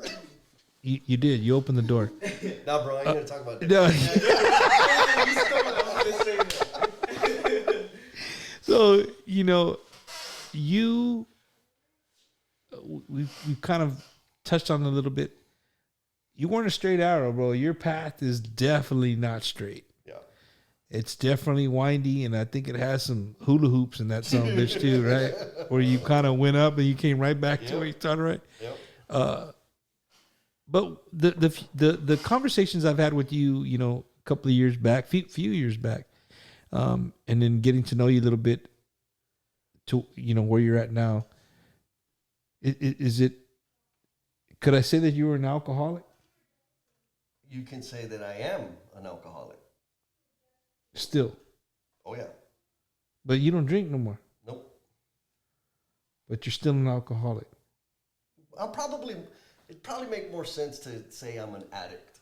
But yeah, alcoholic's probably my preferred substance. I think I had a conversation with you one time, and you told me like, "Hey, I could drink a bottle in a night," and you'd be like, that's normal, bro. That's and Jesse, you would still function like, I mean, you would still. What do they call it? A functioning alcoholic. You could still go to work and go about your day, or while you're at work, you had to maybe, was it that bad where you had to have a couple of drinks here and there just to get you through the day? No, I could make it through. I could make it to 4. I could make it to beer 30. But God, as soon as we got off, I was going to go drink. 2 tall boys at the gas station. You know, so that's a good thing. So I was not, like, I drank anything and everything. There wasn't anything I wouldn't drink. But for me, when I drink, it wasn't a couple of beers. That's bullshit. It wasn't a fucking glass of wine, right? We're gonna drink. But that's what normal people drink, a couple of beers and a glass of wine, bro. Damn. Fuck that. Right? Like, when I put mood-altering substances into my body, I want more. Period. So are you to a point to where you can go somewhere and associate with people who are drinking? Yes. And you're fine? Like it doesn't, yeah. you don't start going like, oh. Well, no, I take that back. So here's one thing that I've learned, right, that's helping me maintain my sobriety is, you know, I used to live at the bars, right? Everybody knew, right? Like I was going to go to the bar. And I can go to bars now and not even think about drinking until it's fucking boring, right? Like, so if I go to a bar with friends and they're drinking, it's cool. Like, I'm the one with the problem. It's not you. Let's go. And then when you know how it is, dude, right? You start drinking, you start telling the same fucking stories over and over and over and over and over. That's when I want to drink. Right, because I'm crawling in my skin. Well, if you hang out with me, you won't want to drink. You won't be bored. We got stories for days. But that's weird, man. That you say that. Okay, just so you are an alcoholic, even though you don't drink anymore. Right. And I get that. Like you're still saying, hey, it's still part of me. It's still what is it said? You're not an alcoholic. You're a addict. Mm-hmm. And did you do the whole process? Did you go through like Alcoholics Anonymous and all that stuff? Which time? Do you carry one of those things? I have. I don't carry it with me, but I do have your sobriety chip. I have like 5 30-day chips.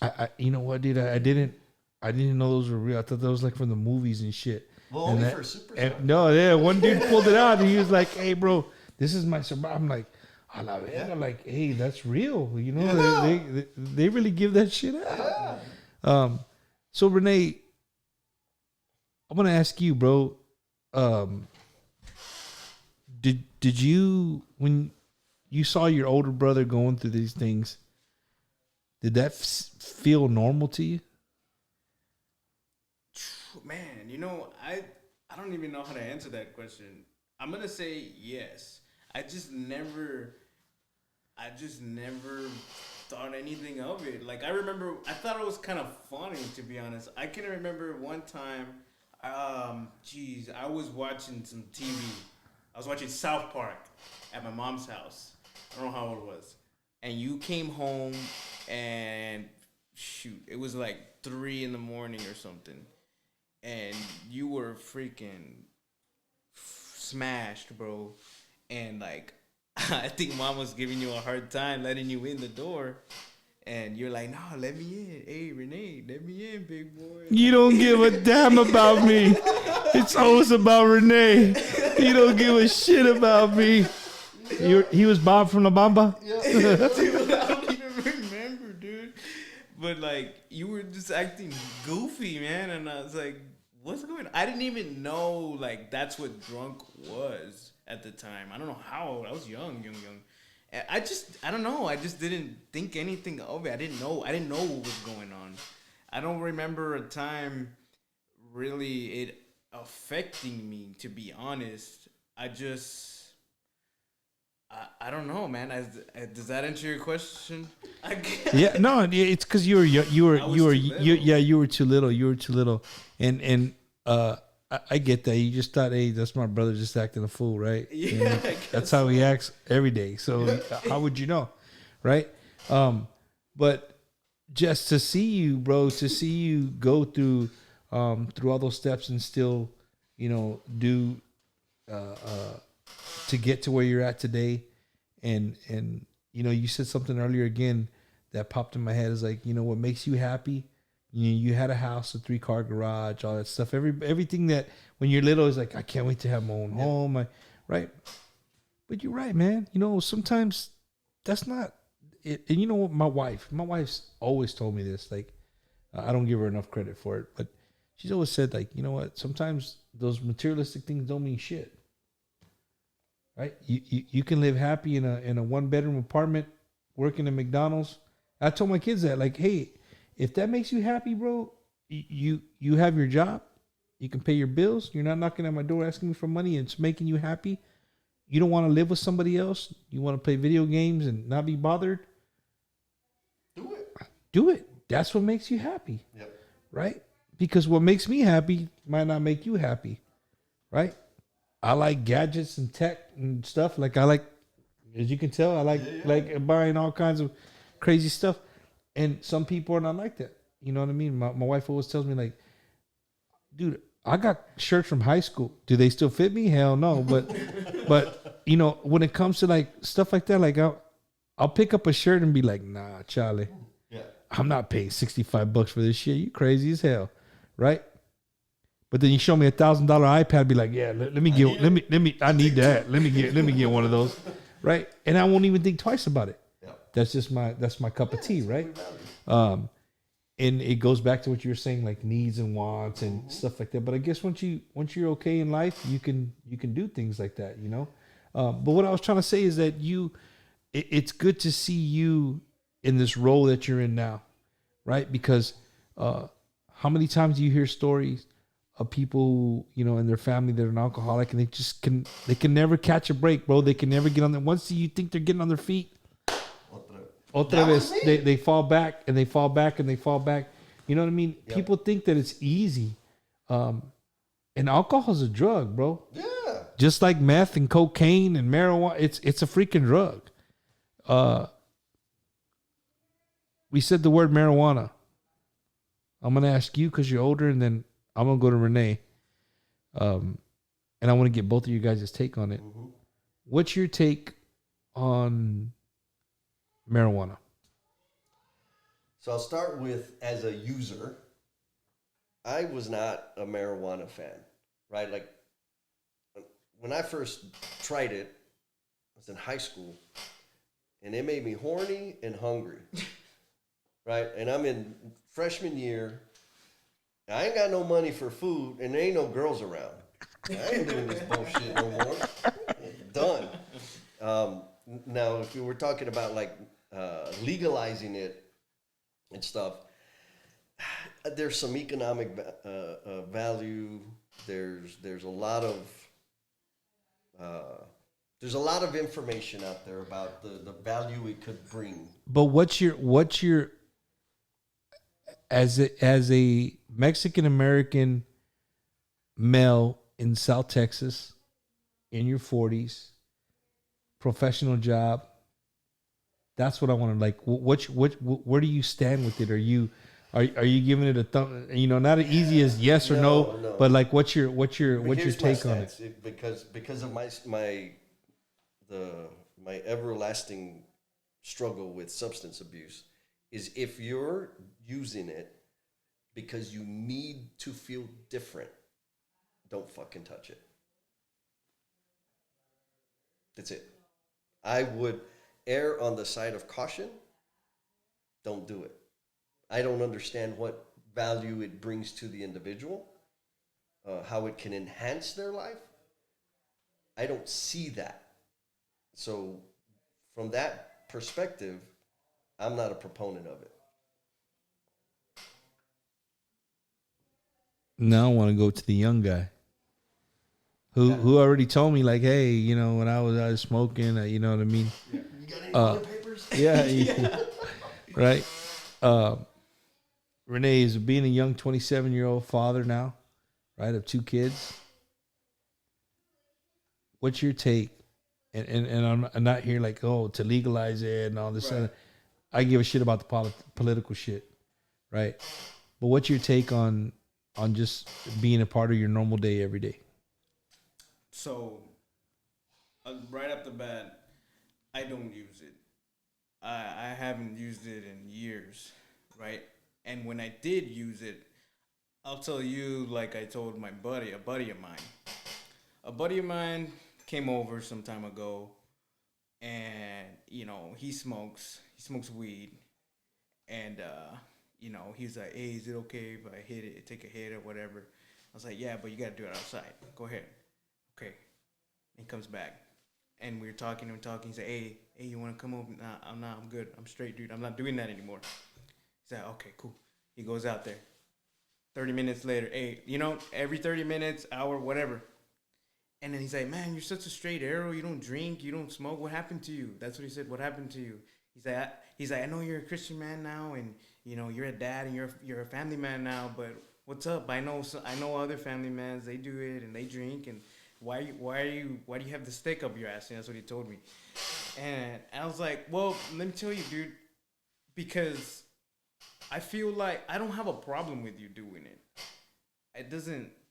I don't care. You do what you do, but it's a problem for me because I know when I was using it as a crutch, because I used it like kind of like Jesse was saying, to feel different. I felt like when I smoked, you know, I got goofy and I got loose and I got, I guess, a little bit more confident in my speech. and I feel like I could say things that I wouldn't normally have sober. Like my inhibitions went away, right? As a crutch, I used it to unlock the insecurity that was keeping me from having the conversations I really wanted to have. And I was using that as a crutch. So how about I remove the crutch and just work on those character traits that I want to have sober, and I don't need the crutch anymore. And I can be the social butterfly or have the conversations that I want sober all the time in any setting, right? I don't have to worry about a random piss test at my job, or, I don't have to worry about the smell or whatever, And that's why I don't use it. But I think, of course, there's a ton of science of the medicinal value and stuff like that, and I think that's fine. But that's why I don't use it. My take on it is, I'm not a fan, period. But I know that some people, you can say like what you said, like if you take it because you want to feel a certain way or whatever. But I think I've met people who can't function without it. Right. Mm-hmm. But they say it's not addicting, right? It's not addicting, but they can't function without it. Then sometimes I think like it's not that they can't function without it, it just becomes a habit. Like you're not doing it because it's just because like, it's what I do, right? Every Friday I get paid. I'm gonna go buy me an 18 pack and I'm gonna sit in my backyard. I'm gonna drink my beers because what I do, right?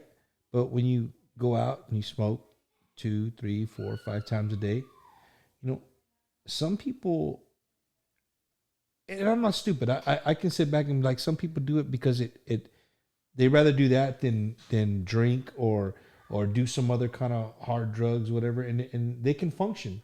That's cool. I know people that have been smoking their whole life. Another thing goes back. I always go back to our culture. It's normal. Me growing, like you smell that at your house. It's like, oh, it's Steele. He's in the back with his butt. Right? It's true. You laugh because it's true. When George Lopez makes jokes, and he says like, oh, hey, you see the you want to see a rat? You move the refrigerator. You want to go to Chuck E. Cheese? There's a mouse. It's funny because it's true, and that's what makes it even funnier.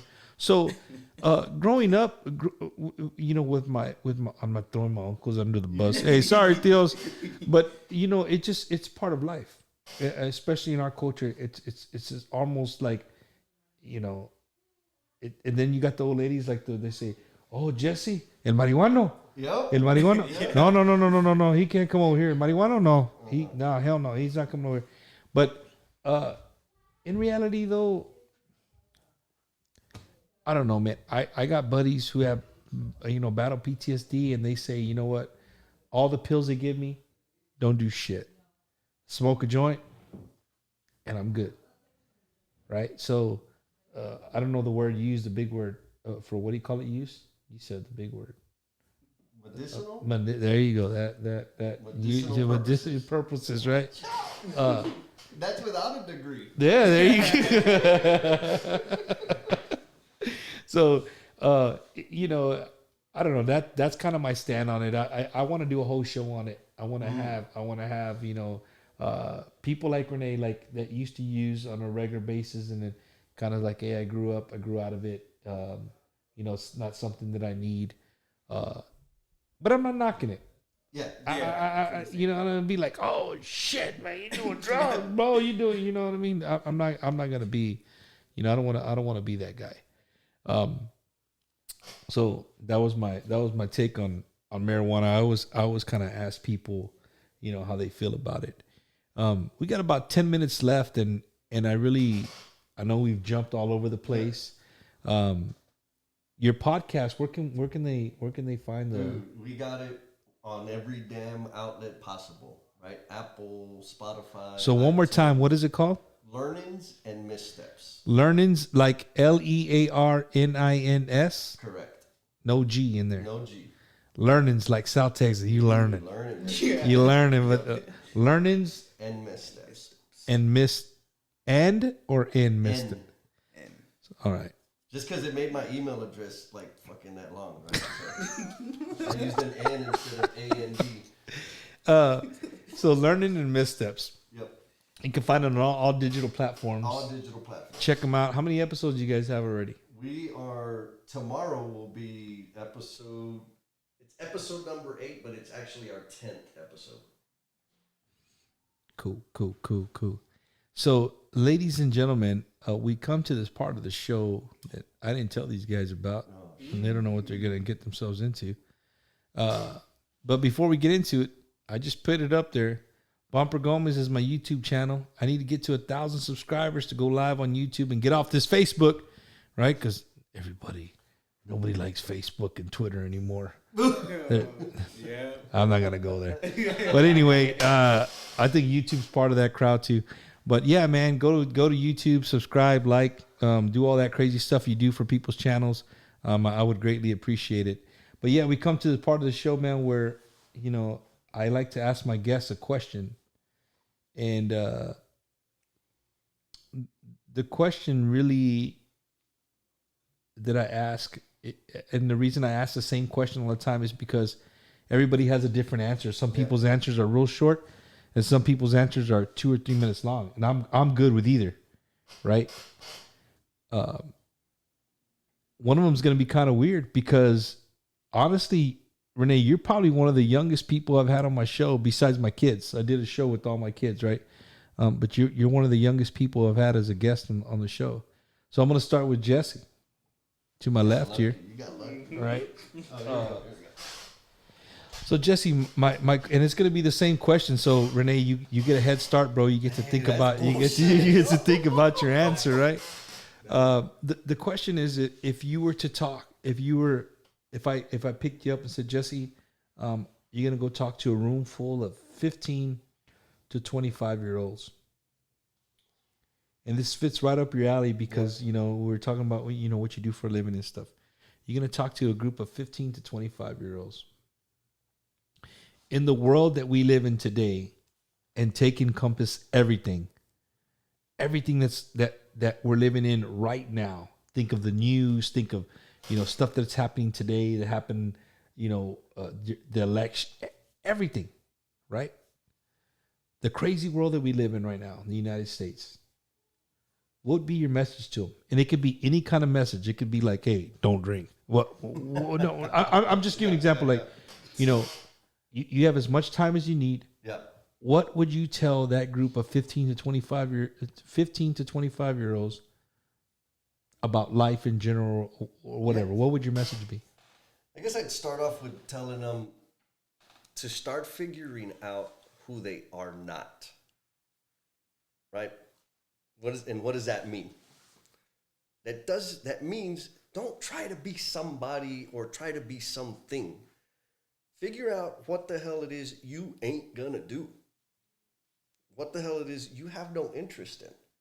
Right? And what do I mean by figure it out? Try it. Meet people that, like, if we're thinking about careers and you want to be an engineer, it's probably a good idea to know what a freaking engineer looks like and see the space that they work in, right? If you want to be an artist, let's say a painter, right? Because there's all kinds of artists. You're an artist, right? Go see what that looks like, what that feels like. Because you have to figure out who we're not. Because if I don't figure out, it took me a long time to figure out who I wasn't. Because I was trying to be all these different things that I felt fulfilling other people's expectations. And through that pursuit of trying to fulfill other people's expectations, I still didn't know who the hell I was. But I had to weed out all that stuff. So I've done a lot of things, right? Figure out who you're not. After you figure out who you're not, figure out what you're good at. What do you naturally perform well at? It comes easy to you, right? Some people are good at math. Some people are good at speaking. Some people are good at writing. Like, what are you good at? Figure out what that is. Start figuring out the things that you love to do, right? And it's a little challenging. You know, if there was a time in my life when I'd say gaming. I love to play video games, right? When God of War came out, hey, right? That wasn't the only thing I loved doing, right? I discovered that I loved speaking. I loved connecting with people. I loved teaching people. I loved introducing new ideas to people. I loved to be the center of attention, right? So I learned that I loved all these different things. I learned who I wasn't, and I learned what I was good at. And when I finally figured out how to connect those things in such a way that it added value to my community and the people I care about, I became free. That's what I would tell them.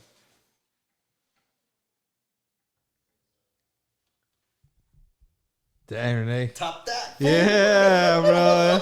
That's gonna be pretty tough to top, bro.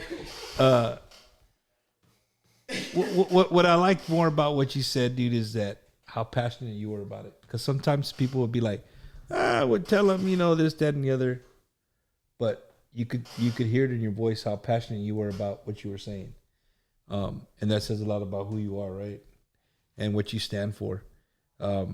So the only thing I would say I would maybe disagree a little bit would be hard to find out what I don't like. Shit, dude, when you're 17, 18, what don't you like? Yeah. Right? You like everything. Like, oh, you know, one week you want to be, you know, you see guy putting up a house. I want to be a carpenter, and then you see the fire truck. Oh, I want to be a fireman. Oh, you know what I mean? Like a little kid. Like, what do you want to be? But Learnings and missteps. Learnings and missteps, right? You just keep shooting away what you don't like till you kind of narrow it down.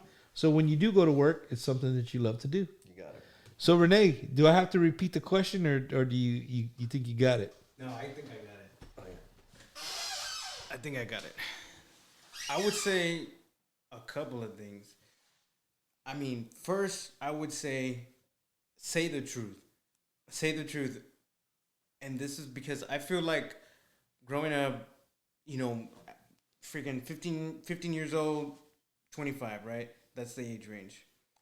I feel like I've burned down a lot of bridges, missed a lot of opportunities, pissed away a lot of opportunities because I didn't say the truth.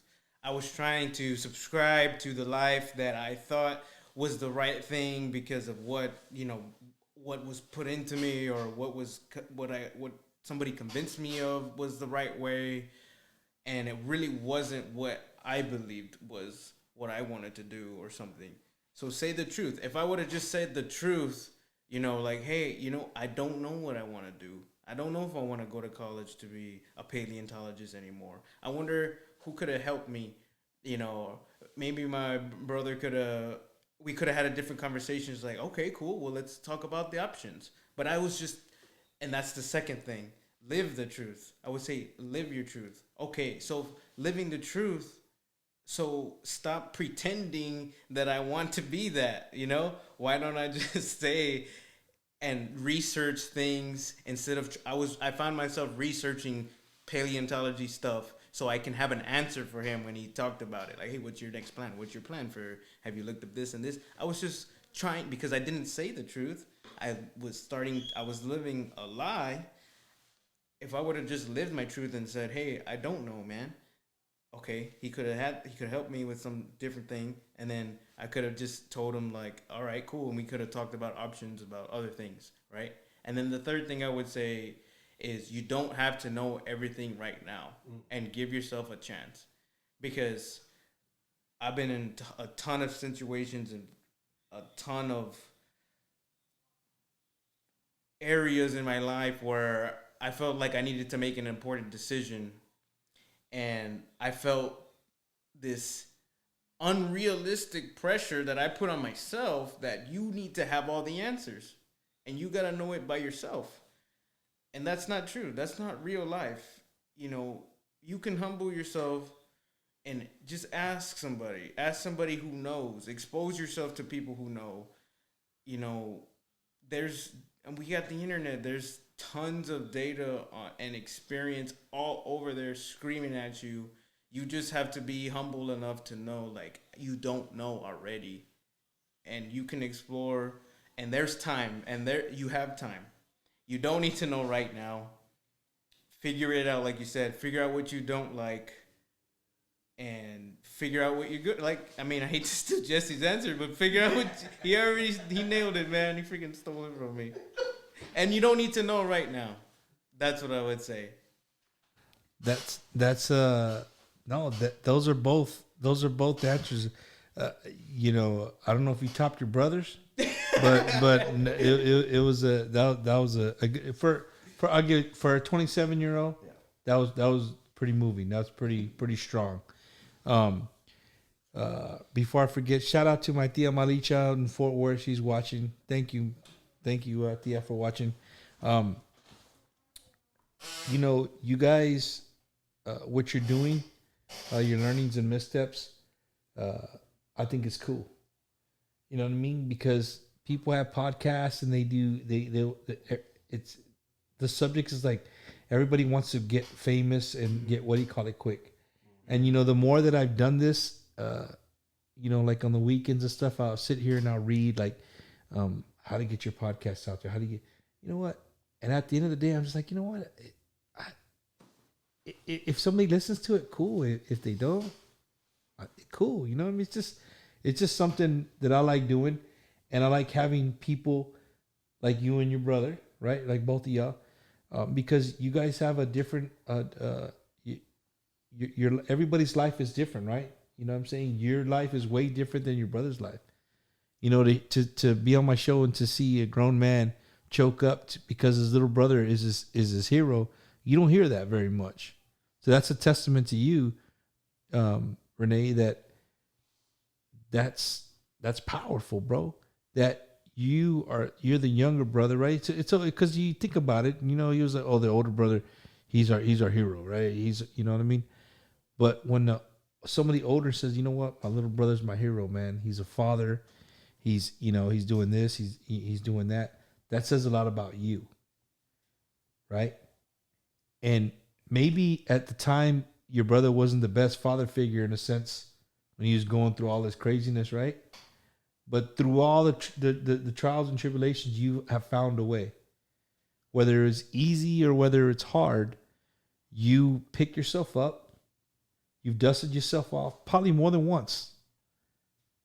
You know, and that's what life's about. That's what I try to get over to the viewers. Like no matter what you're going through, man, there's always somebody out there worse than you. And that's not knocking you. Like if you're falling down, get up, shake yourself off, man. You know what I mean? Shake yourself off, dust yourself off, and keep moving forward, because that's what's important.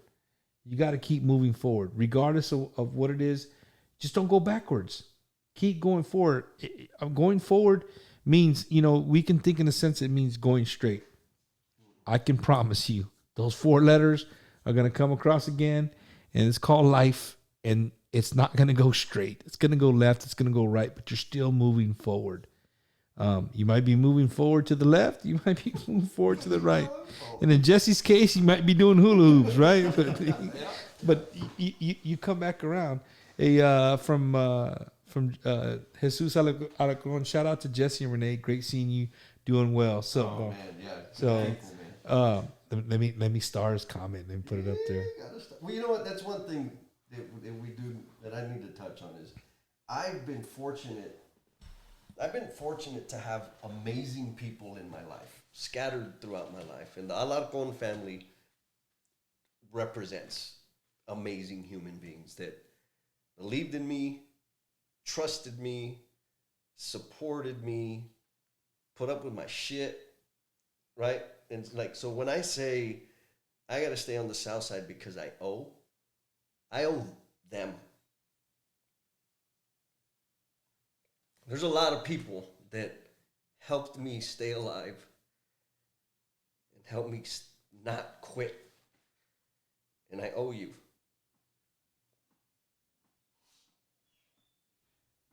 that's I know exactly what you mean.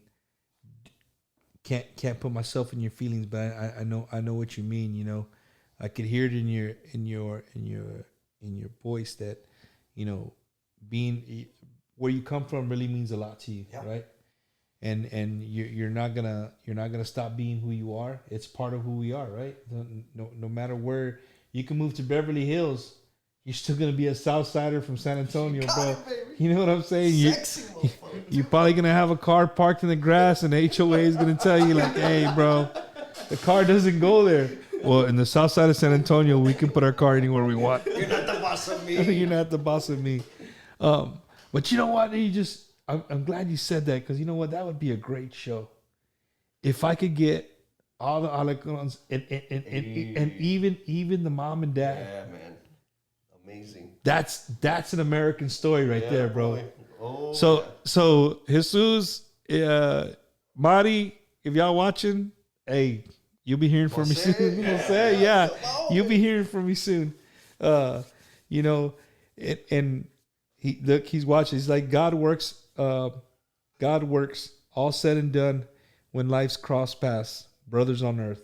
Yep. It's true, man. Like I've met so many people. If you stop and think sometimes, right?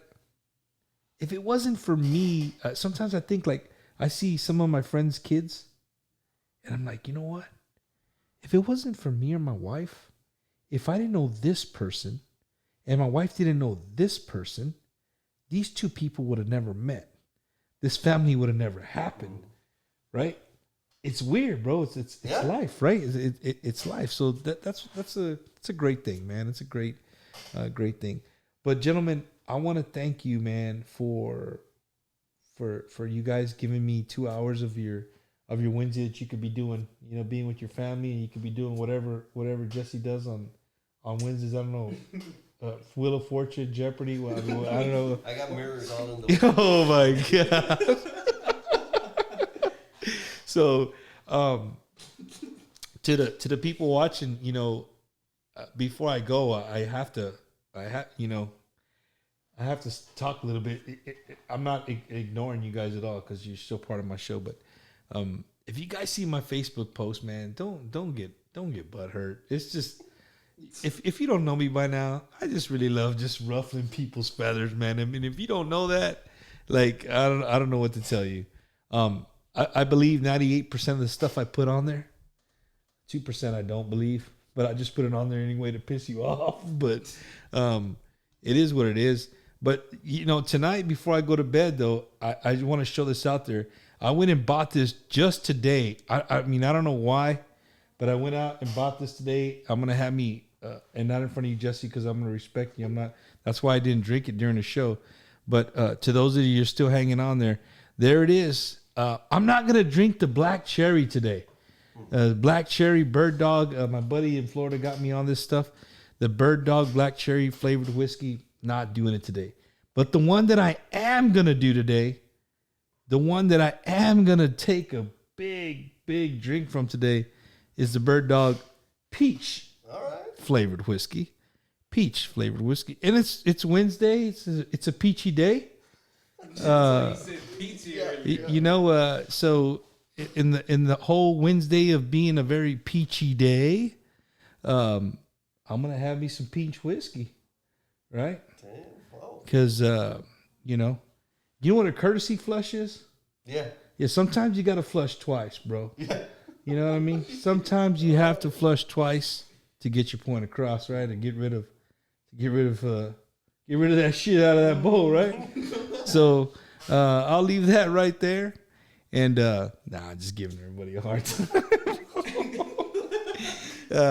Thank you guys for hanging out, man. I really appreciate it. Those of you that hung out with me for a while, I thank you. Hey, if you want to be on the show, if there's something you want to talk about, hit me up. Let me know. I'm open to anything. It's Wacky Wednesday. We can talk about whatever, do whatever. That's what I love about the show, is like, we're not, you know, this week we could be talking about jobs and, you know, $15 an hour and shit like that. And next week I could be getting choked with a dog collar. I know that sounds great. No, Pineapple. no, I went down and visited my brother at their dealership. Right, I went down and did a live show in my hometown, and these guys they're always daring each other, and they would go live and do it. People would watch the shit out of it. So they're like, Bumper, we got a dare for you. I'm like, what? You're gonna put this electric dog collar on, and we're gonna shock you. And I'm like, Charlie, not happening. And so the people were like, yo, do it. So I put it on like an idiot. And I tell you, bro, I'll never do that shit again. Ever, bro. That shit was horrible. Horrible. So that's my show, bro. Like, just every week could be something different. Thank you guys for hanging out and then, giving me your Wednesday evening. And those of you going to watch later on YouTube, right? Please like, share, and subscribe my channel. I would greatly appreciate it. Jesse, Rene, thank you guys. Thank y'all for tuning in. And, another week, another Wednesday's gone by. We'll see you guys next week here at Wacky Wednesday, 7:30 p.m. Central Standard Time. Gentlemen, thank y'all. Hope y'all had a blast. I had a blast. And love you guys. We'll see y'all later.